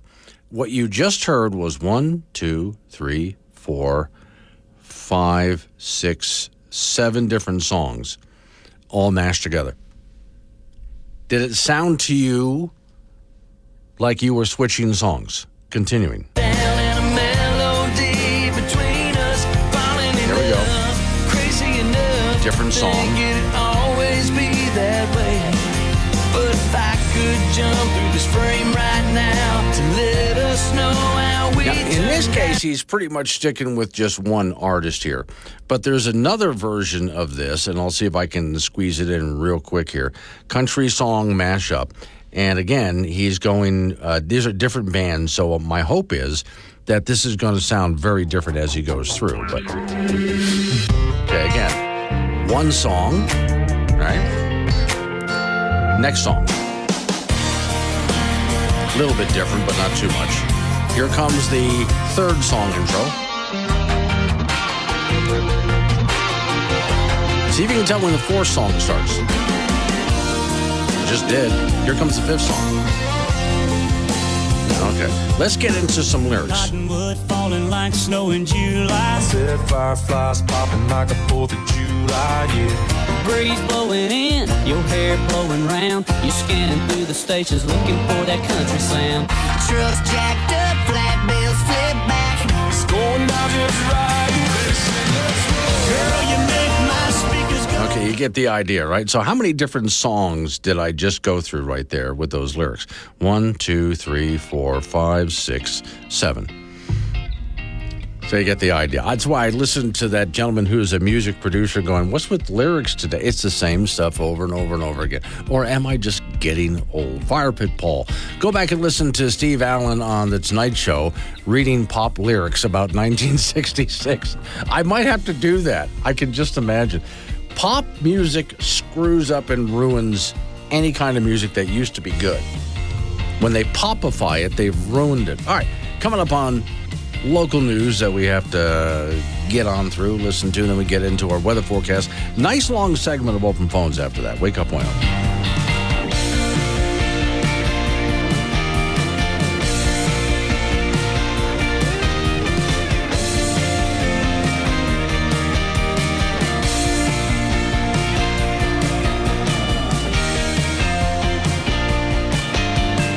Weekend. The only show broadcasting from a bunker under Devil's Tower. Hey, it's all down here.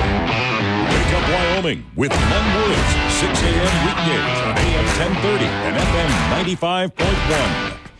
8:36 the time. Wake Up Wyoming. It is open phones. 888-97 Woods, the phone number. 888-97 WOODS. Ladies and gentlemen, let's go back once again to California, where they're determined to do anything they can to completely destroy their economy. Minimum wage.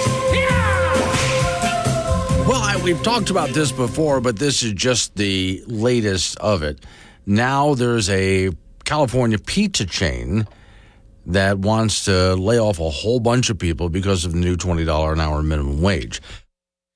Now, if you think it sounds familiar, we've talked about other companies who've done the same thing. Story says, when it takes effect April 1st, wow, talk about irony, April Fool's Day. People are going to get laid off, and they're going to turn to their boss and go, are you kidding me? Fast food workers in California have the highest guaranteed base salary in the industry. The state's minimum wage for all other workers is $15.50 an hour. It's already among the highest in the United States, and that already causes a lot of problems. Just to get to $15 an hour causes huge problems. Not having learned their lesson because it's California. They don't lose. They just don't learn their lessons there. Democrat Governor Gavin Newsom signed into law Thursday amid a throng of cheering workers and labor leaders at an event in Los Angeles. Newsroom dismissed the popular view that the fast food jobs are meant for teenagers who have their first experience in the workforce. Quote, that's romanticized version of a world that doesn't exist, said one. We have an opportunity to reward a contribution or reward a sacrifice and stability in the industry. Well, okay. Pizza Hut driver for 8 years, Michelle, received notice December that the last day would be in February, according to the letter. Pizza Hut franchise, Southern California, offered $400 severance, which is really a big deal for someone who's basically a delivery driver. So, okay, some pizza chain. And also, she didn't just make her measly little hourly wage. She got loads of tips. That's what she was really making money on. Some pizza chain operators in California are laying off drivers ahead of the wage start off, farming out deliveries to apps, franchises for Pizza Hut and Round Table Pizza and other such chains. Let me see. They plan to lay off around 1,200 delivery drivers just to start. It goes beyond that, though. They're going to lose a lot of people. Quote, everyone's going to have to pay more for their pizza as well. So between laying off people and charging more for pizza, the National Owners Association, a group of McDonald's franchises, estimated it will cost the Golden Arch operators about $250,000 annually per restaurant. And a lot of these restaurants can't afford that. And you think it's McDonald's, it can afford that? Not necessarily. Burger King aims to install more digital ordering kiosks. Oh, hang on a second now. Let's get back to, let's see, there's the kiosk there. I always forget where I put this one. There's Colorado, COVID. Nope, that wouldn't be it. That's it. Okay. I have this bit that I wrote a while ago. Let's see if it's in the work file where I'm talking right now. Millennial applies for. No, it's an automation file that I have. Here we go. The American Automation Association. Because that's basically what a lot of these companies are going to, is automation to get rid of these employees, which they could have had a starting job. It was never meant to be a career to work for fast food joints. Have you ever heard of the American Automation Association? Oh, probably not. We're a company that produces high-quality automation systems, the kind that replace employees, thus saving corporations lots of money and increasing their personal profits. Now, no doubt you've seen some of our inventions every day. The self-serve automated checkout at the grocery store, thus saving money on checkout clerks. The self-serve gas pump, that was us too. No need for an attendant. The ATM machine at your local bank. Yep, that was us. And so many more gadgets that are behind the scenes that you may not even know about, like the automation machine at this very radio station that eliminates the need for a full-time employee to man the board. On behalf of the American Automation Association, we would like to thank the Democrat Party for pushing a minimum wage increase up to $15 an hour. Each time the minimum wage is increased, we at the AAA get more business from companies looking to get rid of their lower wage employees and replace them with automation. A $15 an hour minimum wage increase would be a boom for our business. Also, thanks for heaping piles of rules and regulations on local companies as well, and taxes and Obamacare. Thanks to socialism,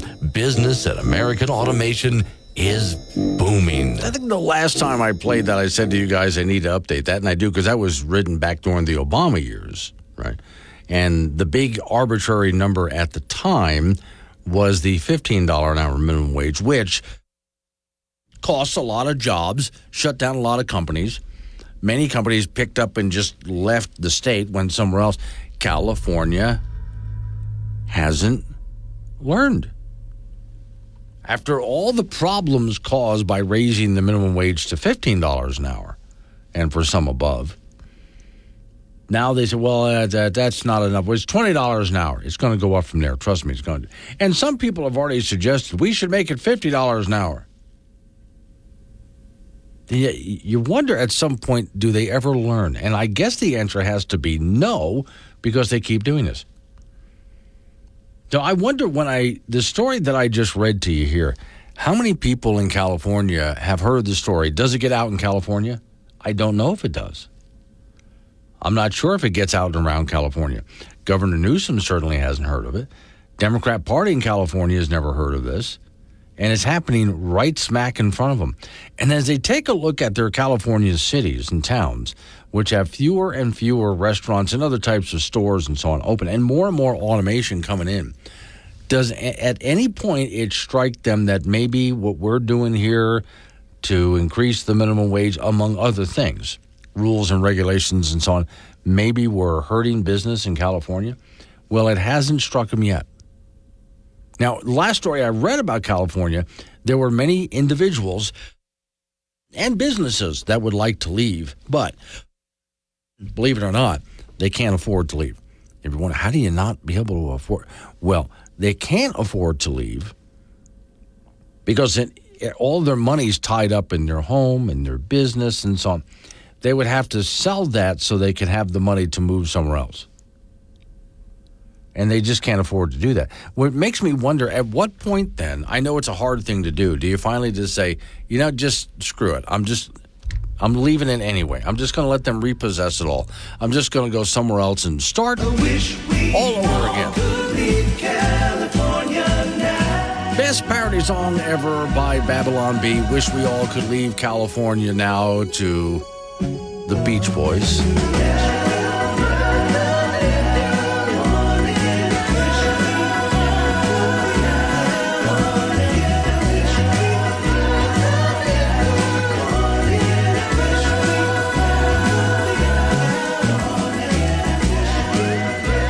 And we're sorry we were busy tricking pescatarians into eating Rocky Mountain oysters. Wake Up Wyoming with Glenn Woods. 8:48 is the time. It's Wake Up Wyoming. Off we go to the ice box where Frank Gambino is waiting by. Frank, one of the sites that I like to subscribe to on social media is Radio Memory Lane. Radio Memory Lane. Goes back before you and I were born even. Yeah. I mean, really some old stuff. Like back to Marconi and stuff. Oh, wow. Yeah, really, really early. And one thing I noticed is awful lot of guys smoking in the studio back then. Well, yeah, and there was smoking in your studio. Yeah, oh, was there? Oh, absolutely there was. Me. Uh-huh. I had to do some work in there. Yes. But it didn't matter. I mean, it was me, and I could probably count 4 people at least. Yeah. That was in there, So you've had cigarettes in this studio? Yes, I have. Wow. Okay. I mean, I wasn't, I wouldn't go in there by myself and have a cigarette. I mean, someone else would be, Yeah, okay. Because I do remember when I first started into business, they did allow smoking in the studios. But what got me, Frank, is when it was finally banned, it wasn't a government ban. It was an industry ban.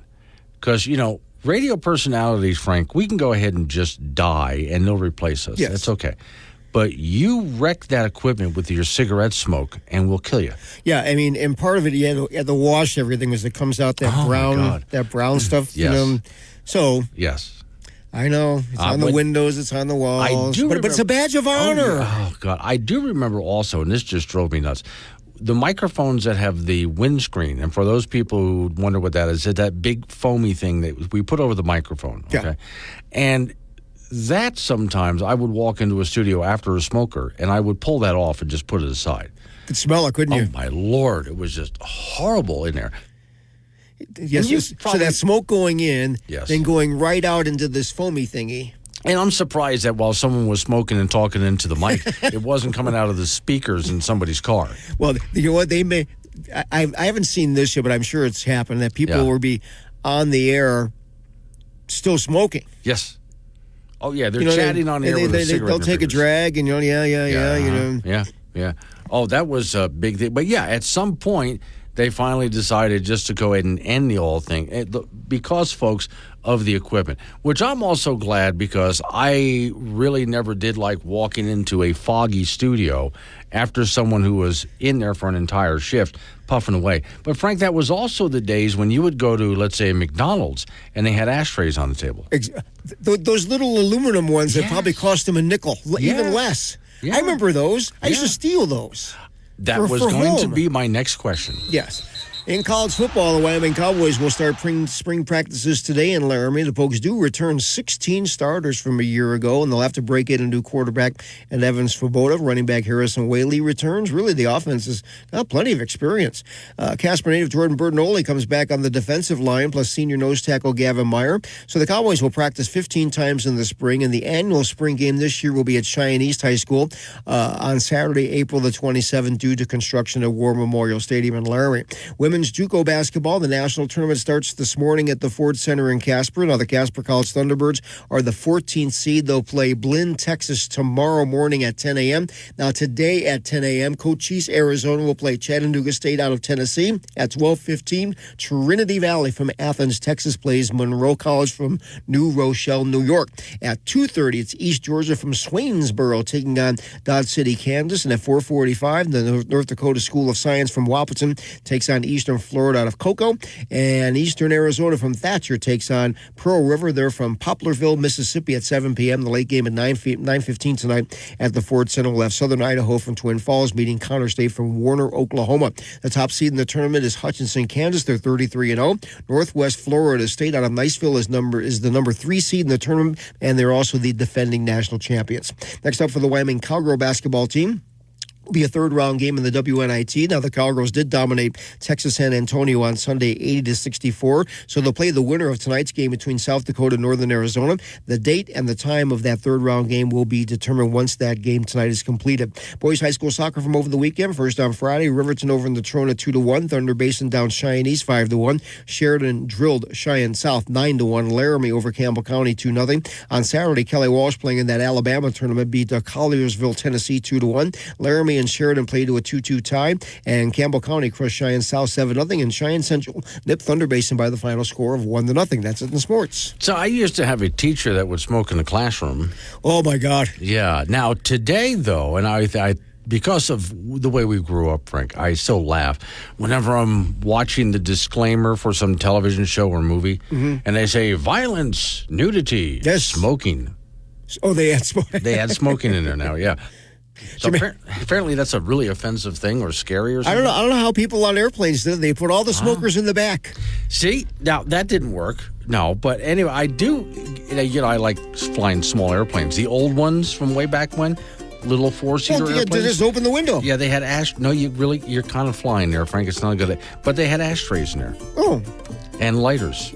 In a little tiny 2-seater airplane. Okay. Just in case you needed to calm down a little bit. Is it foggy outside? No, it's foggy inside. Open the window. That's right. Thank you, Frank. Coming up on some local business we have to take care of. I got roll into news time after that. National local update on the weather forecast. You and I get back into it again. Got some updates for you on illegal immigration, which is possibly the most annoying topic that's out there today. It's Wake Up Wyoming.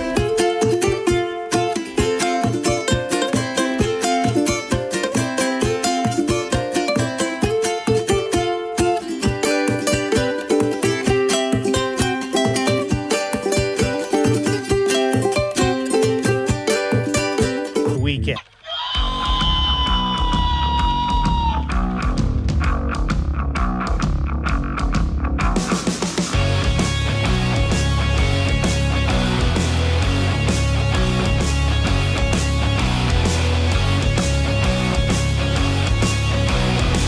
.06 the time. It's Wake Up Wyoming. It's a Tuesday, which means you survived a Monday. All right, 888-97 Woods the phone number. It is open phones. 888-97 WOODS. Today's show is sponsored by Rabid Penguin Spray. Hold on. Spray, Gary. Wrong day. Let's try this one. Today's show is sponsored by Armpit Hair Dye. That's better.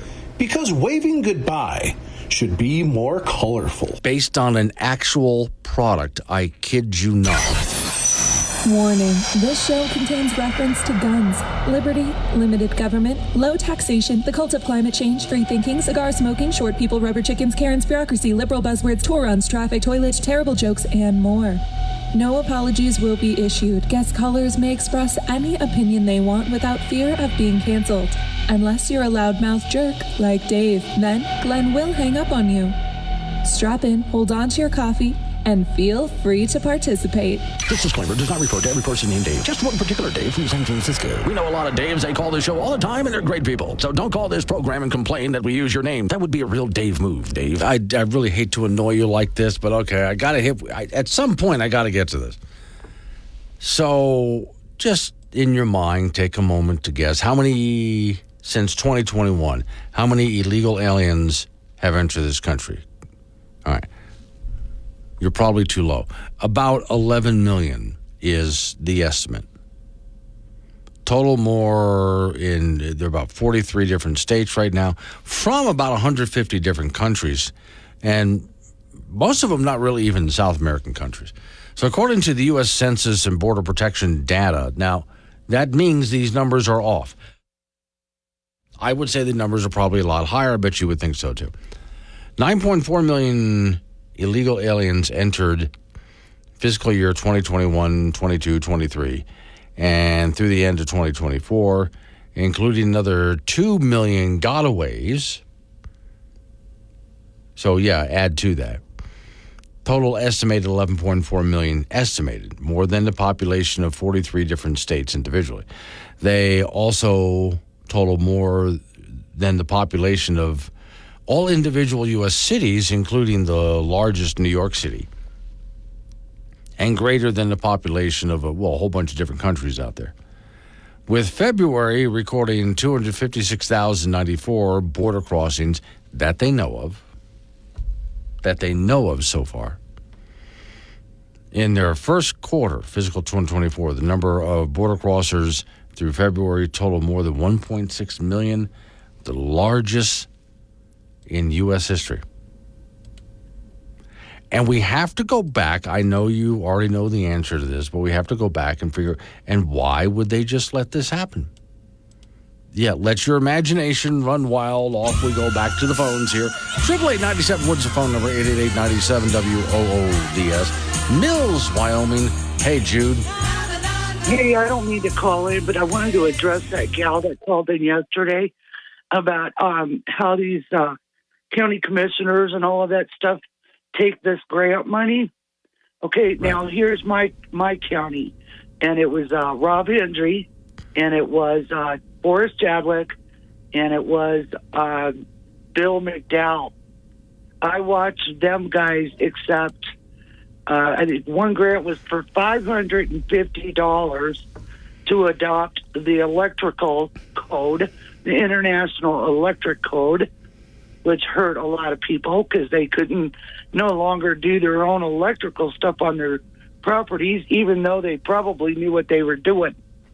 Okay, and then they adopted the International Plumbing Code, and that was grant money. What she can do is go through her county commissioner's minutes and go back, and you can find exactly when they adopted certain things that actually hurt the public for stupid amounts of money.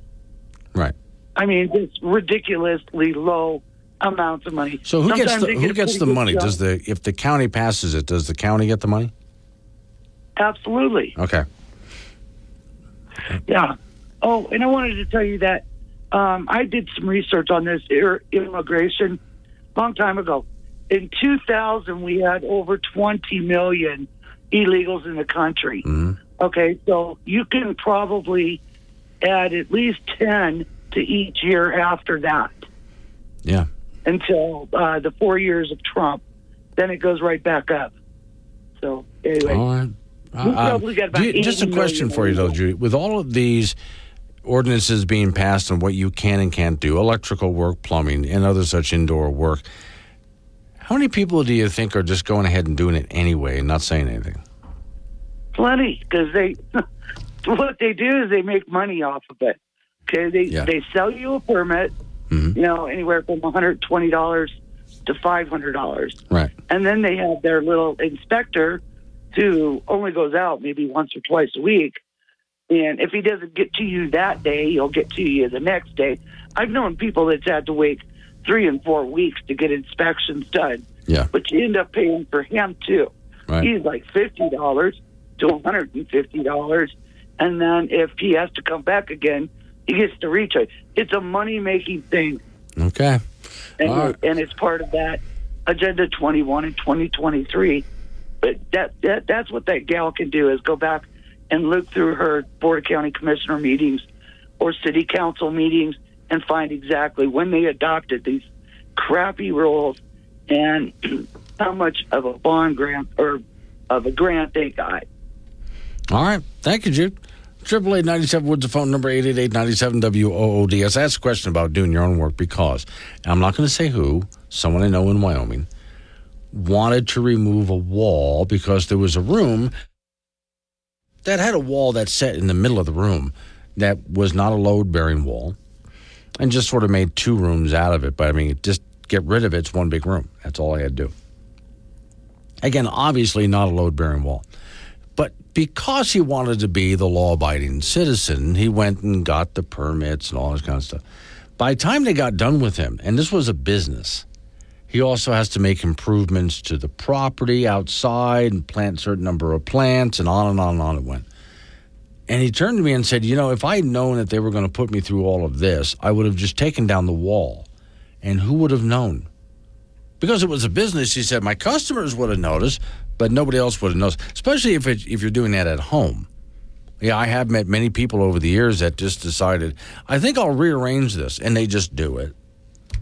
And they don't bother, even though the rules say they're supposed to call someone, they don't. Now, I'm not, just so you know, I'm not opposed to every single rule that's out there. But I am opposed to limited rules and only when necessary. And that even includes inspections. Because if you do your own electrical work, hey, if you don't know what you're doing, you're going to burn your house down. Maybe electrocute yourself while you're trying to do it. It's a good idea to have some rules there and maybe have someone inspect it and so on. But when the rules get so onerous that you can't do basic things on your own property, that's when I just give up and say, if I want to install a new toilet in my house, I'm going to, and it's not your business. I'm just going to make it happen. Or if they want to rearrange a wall or put a new window in or something, they'll just go ahead and do it. Because the local ordinances have become so onerous, it's just not even worth it anymore. Okay, for $10 billion, would you? Yes. No, I didn't finish the question. Listen here.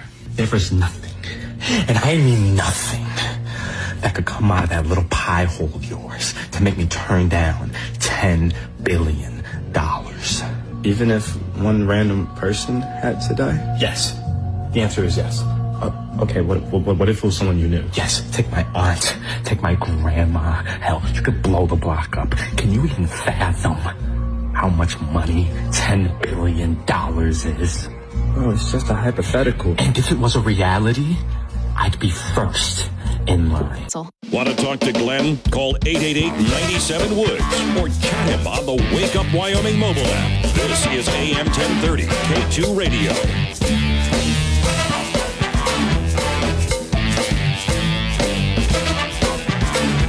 9:21's the time. It's Wake Up Wyoming. All right, 888-97-WOODS the phone number. That's 888-97-WOODS. By the way, if you hear me responding, morning, John Idy. John is in Granite Canyon. Greg is there in Cheyenne. Chet is in Yoder. That's just a few people. We have people all the way up in Gillette, way over in Thermopolis, and down in Colorado, even in South Dakota, Nebraska, because the several radio stations carry this program. So it covers a long way. And some people, instead of calling the show, just text me. Now, you can do that. It's free. You go to your you go to your app store. Type in Wake Up Wyoming. Download the app. There you go. There's a lot of options. It's totally free. One of them is, when I'm on the air, hit the chat option and send me a text message. And I answer back. On air and off air, both I answer back. There's other things you can do with the app as well. You can get alerts if you want them, or if not, you don't. The show also is condensed. We get rid of news and sports and most commercials. So it's not an entire 4-hour show. It becomes a podcast. So you can always go back for free. Just touch on demand, touch Wake Up Wyoming, select the episode you want. There you go. Now you can listen for free. Start it, stop it, rewind it, share it, whatever you want to do. And that's all completely, totally free. All right. We are apparently, according to one particular cult that's out there, we are living in the end times. So put on your respirator and let's fix that generator. And while we're out, we'll mend our fences too. See, I'm not afraid of dying, just got reasons for surviving. I want one more day in the apocalypse with you. But fear not, because we're going to save the whole planet with green macaroni. which made me think right away of green eggs and ham. But okay, reading the story. So the cult of climate change, as the whole fight with them intensifies, U.S. federal government has rushed to the aid of our planet in a truly beneficial act, the story says. The government is providing $170,900,000, and we wonder why we're in massive debt, to save the planet through green macaroni. So you may already have known that the production of macaroni, with or without cheese, has been endangering all forms of life on Earth, in case you didn't know that. For you who feed your kids mac and cheese, how dare you? As Greta says, you're killing the planet. Now, okay, so let's see here. It's been endangering a literal existential threat. You have to throw in the word existential. Okay, so 170 million plus will save us. This is a quote. Energy Secretary said Monday that her agency would partly fund 33 different projects in 20 states to test methods of curbing emissions from a wide variety of factories and industrial plants, calling it the single largest industrial decarbonization investment in American history, including Kraft Heinz Food, a manufacturer that would get up to $170.9 million to install electric boilers and heat pumps at 10 facilities across the country, where they would be used to generate the large amounts of heat needed for things like drying macaroni without directly burning coal, gas, or oil. See? Okay. Didn't know that. Okay. So that doesn't mean that you're going to actually get macaroni that's green in color. I didn't want to give you that impression. No, it's not physically green macaroni. It's green as in save the planet green. And apparently your government thinks it has to send $170.9 million to some company, a big company, who certainly has enough money to do it themselves, to curb their carbon emissions so they can boil and dry macaroni. So you can go ahead and eat your mac and cheese. Because apparently making mac and cheese is destroying the planet. Or something like that. And so when your kid starts to cry that they want macaroni and cheese, just let them know that you're destroying the planet before you've even taken it over. You're not even an adult yet. You're going to leave nothing left. Eat something else, for God's sakes. But this is what they're doing because they believe that CO2 is a pollutant and they need to curb it. Now, I've got several other stories here that I wanted to get to during the course of the week. The city of Berkeley to repeal the first natural gas ban after all sorts of legal defeats. Now, that's good news because here again, it's your Biden administration that wants to get rid of natural gas, which, again, CO2 is not a pollutant. You don't have to worry about that. But they think burning natural gas is destroying the planet. It's one of the cleanest forms of energy that's out there. Story says Berkeley, which introduced the nation's first natural gas ban, is now agreeing to repeal the law after a legal defeat at the hands of the California Restaurant Association, of all people. The California Restaurant Association and the City of Berkeley reached a settlement in the case related to the city's 2019 ordinance banning the installation of new gas stove lines in buildings, with Berkeley agreeing to halt enforcement of the ban and the city council taking steps to repeal the ordinance. Quote, climate change must be addressed, but piecemeal policies at local levels like ban on natural gas piping in new buildings or all electric ordinances, which are preempted by federal laws, are not the answer, they say. Okay, so at least there's another place. Realistically, it doesn't work. So they're getting rid of it. A lot about this whole new Green Deal stuff is just not working and falling apart on them, which in which case I say the only way they're going to learn the lesson is let them fail. I would like to make sure we had a Republican House and Senate and a Republican president that understood to get rid of all of this cult of climate change nonsense.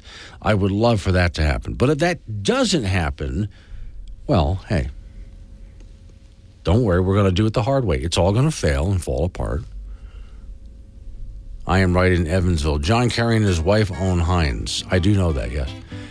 Do they make macaroni? Oh, yes, they do.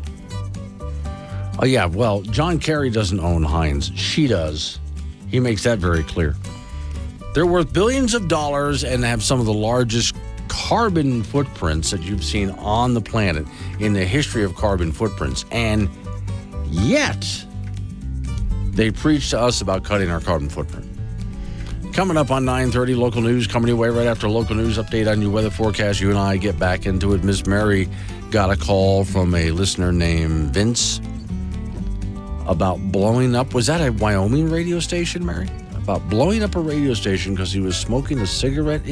Okay, I'll explain. It's Wake Up Wyoming.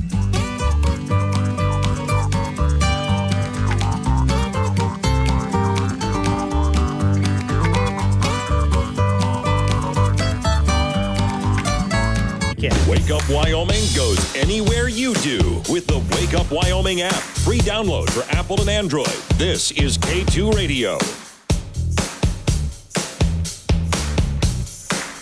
Time is 9:36. It's Wake Up Wyoming. So, speaking of inflation, thank you, Joe Biden, or let's go Brandon if you prefer. But all right, Dollar Tree is to increase their max price in stores to $7. Yeah, that's more. Okay. Well, for the longest time, let's go back to the dollar stores, which was always fun where everything was $1. But then there's stores that came out that, well, okay, there are some things that are $1, but basically it's the cheapest you're going to get.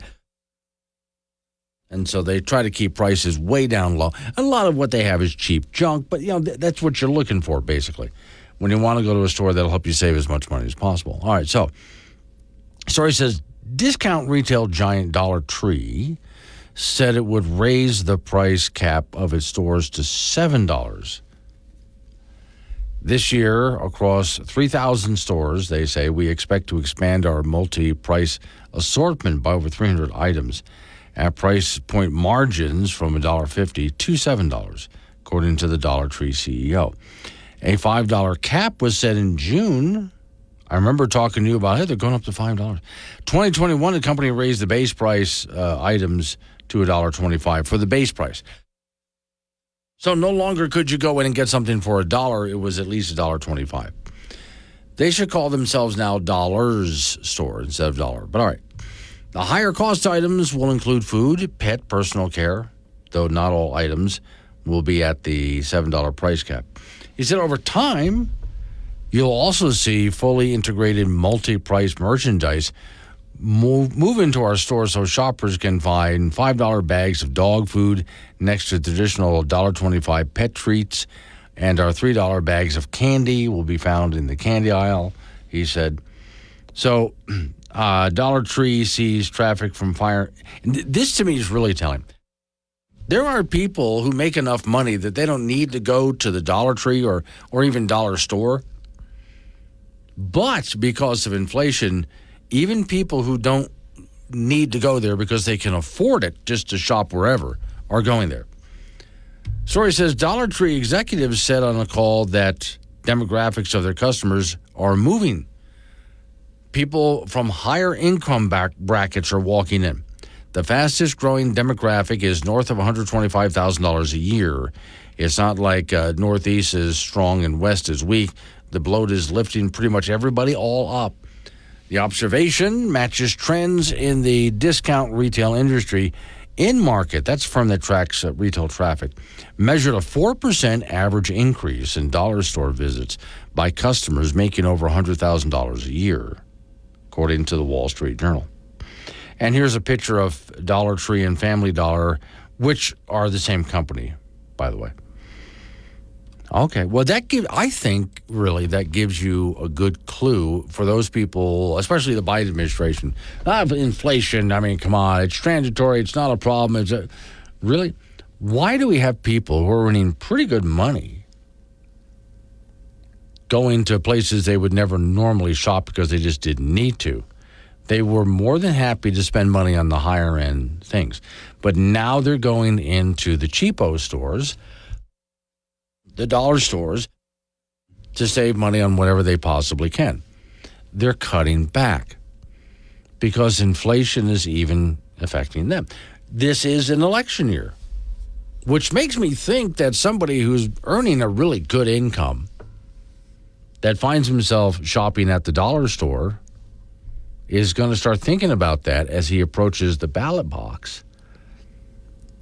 I remember a time when I would never go near the dollar store, you might be thinking, because, well, it didn't matter. It could well afford to shop other places. It wasn't that big of a deal. But now it's that big of a deal. And so now they're doing anything they can to cut back on. Now, these are not the ultra rich here. These are people who are making $100-some thousand a year and a little bit more, $200,000 a year. So you're not talking mega millionaires here, but still. You're talking people who are used to living more of the higher end lifestyle and can certainly afford just to go to a regular grocery store. You know, the grocery stores where the prices are a bit higher, but it's a higher end grocery store with nicer stuff. So they like going there and getting the nicer groceries and other things, whether it be cosmetics or deodorant or toilet paper or whatever the case is. They're just not used to this. So between the prices being raised and people who are earning more going to the dollar store, this tells you, I think, a lot about the economy. And again, it's an election year. Because it's an election year, that's going to translate at the ballot box in some way. Now, the way to fix this is actually, it is fixable. But that goes back to what you hear me talking about on a regular basis, is the less government involved in the economy, the better the economy is. The economy does so much better when we have just less government involved in the economy. So if we want to fix all of this, the answer is let's back off on the taxes and on the regulations and greatly shrink the size of government. And you'll see that that translates into lower cost. Not just for the businesses, but even, as we've noticed here in Wyoming, even for your utility bills here in the state of Wyoming. Your utility bills, that's going to be a big difference. If we're able to get all of the regulations and other nonsense out of it and just let them do what they do, which is create energy without government involvement, or very little anyway. Watch energy become reliable again and much more affordable. Is your life boring? Are you too young for a midlife crisis but tired of waiting for something to trigger an existential crisis? Why not try generalized anxiety disorder? Make every day a crisis. Yep, there you have it. A new level of crazy. And you heard it here first. Got something to say to Glenn? Use the chat on the Wake Up Wyoming mobile app and get your opinions straight to the studio with K2 Radio.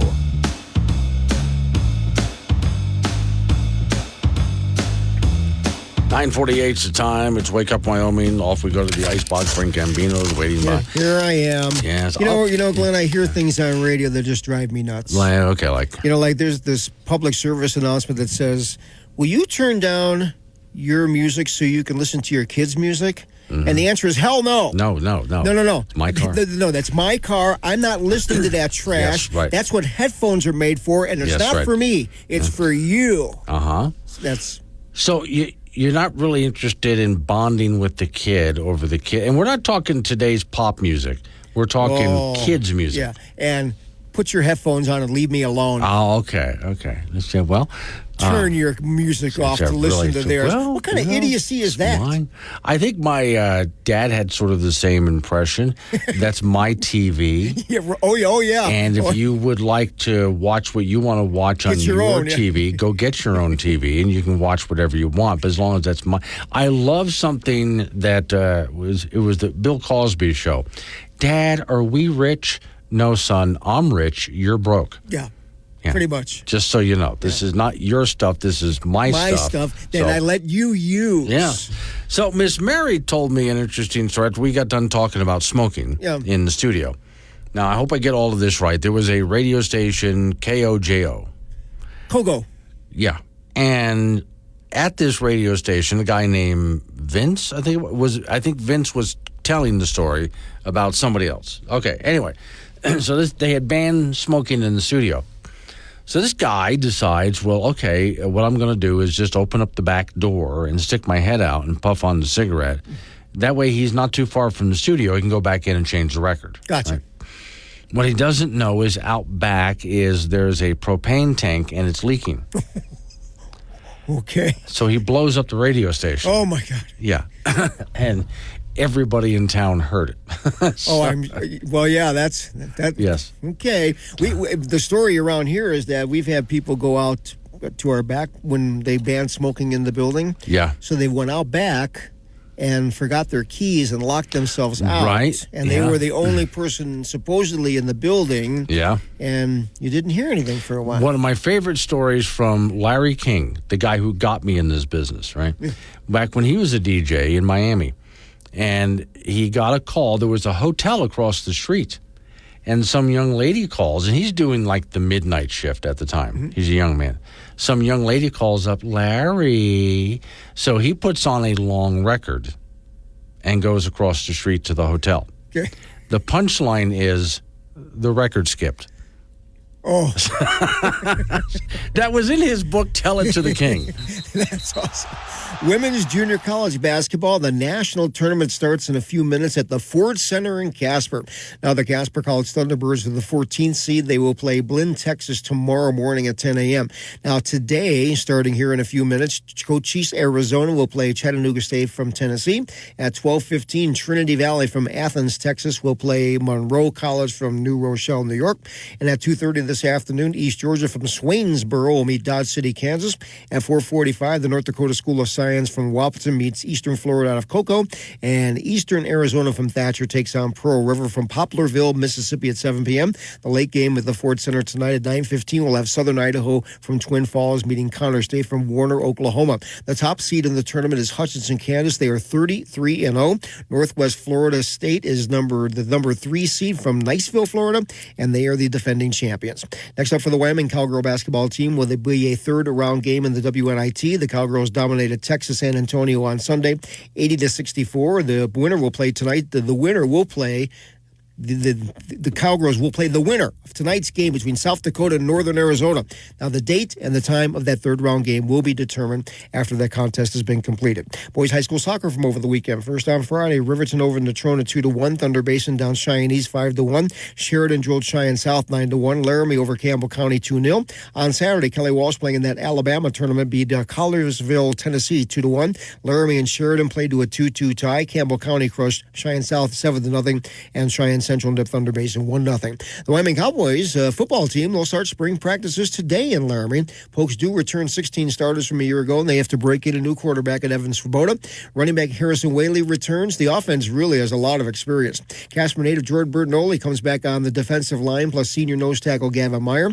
Cowboys will practice 15 times in the spring, and the annual spring game will be at Cheyenne East High School on Saturday, April the 27th, due to construction at War Memorial Stadium in Laramie. That's it in sports. So you mentioned Niceville, Florida.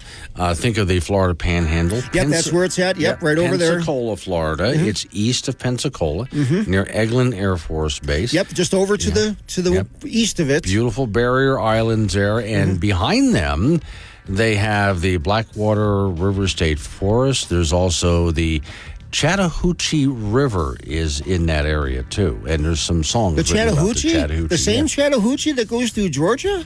Yeah. Comes right down through the Panhandle of Florida and dumps into the Gulf of Mexico. Wow. Yeah.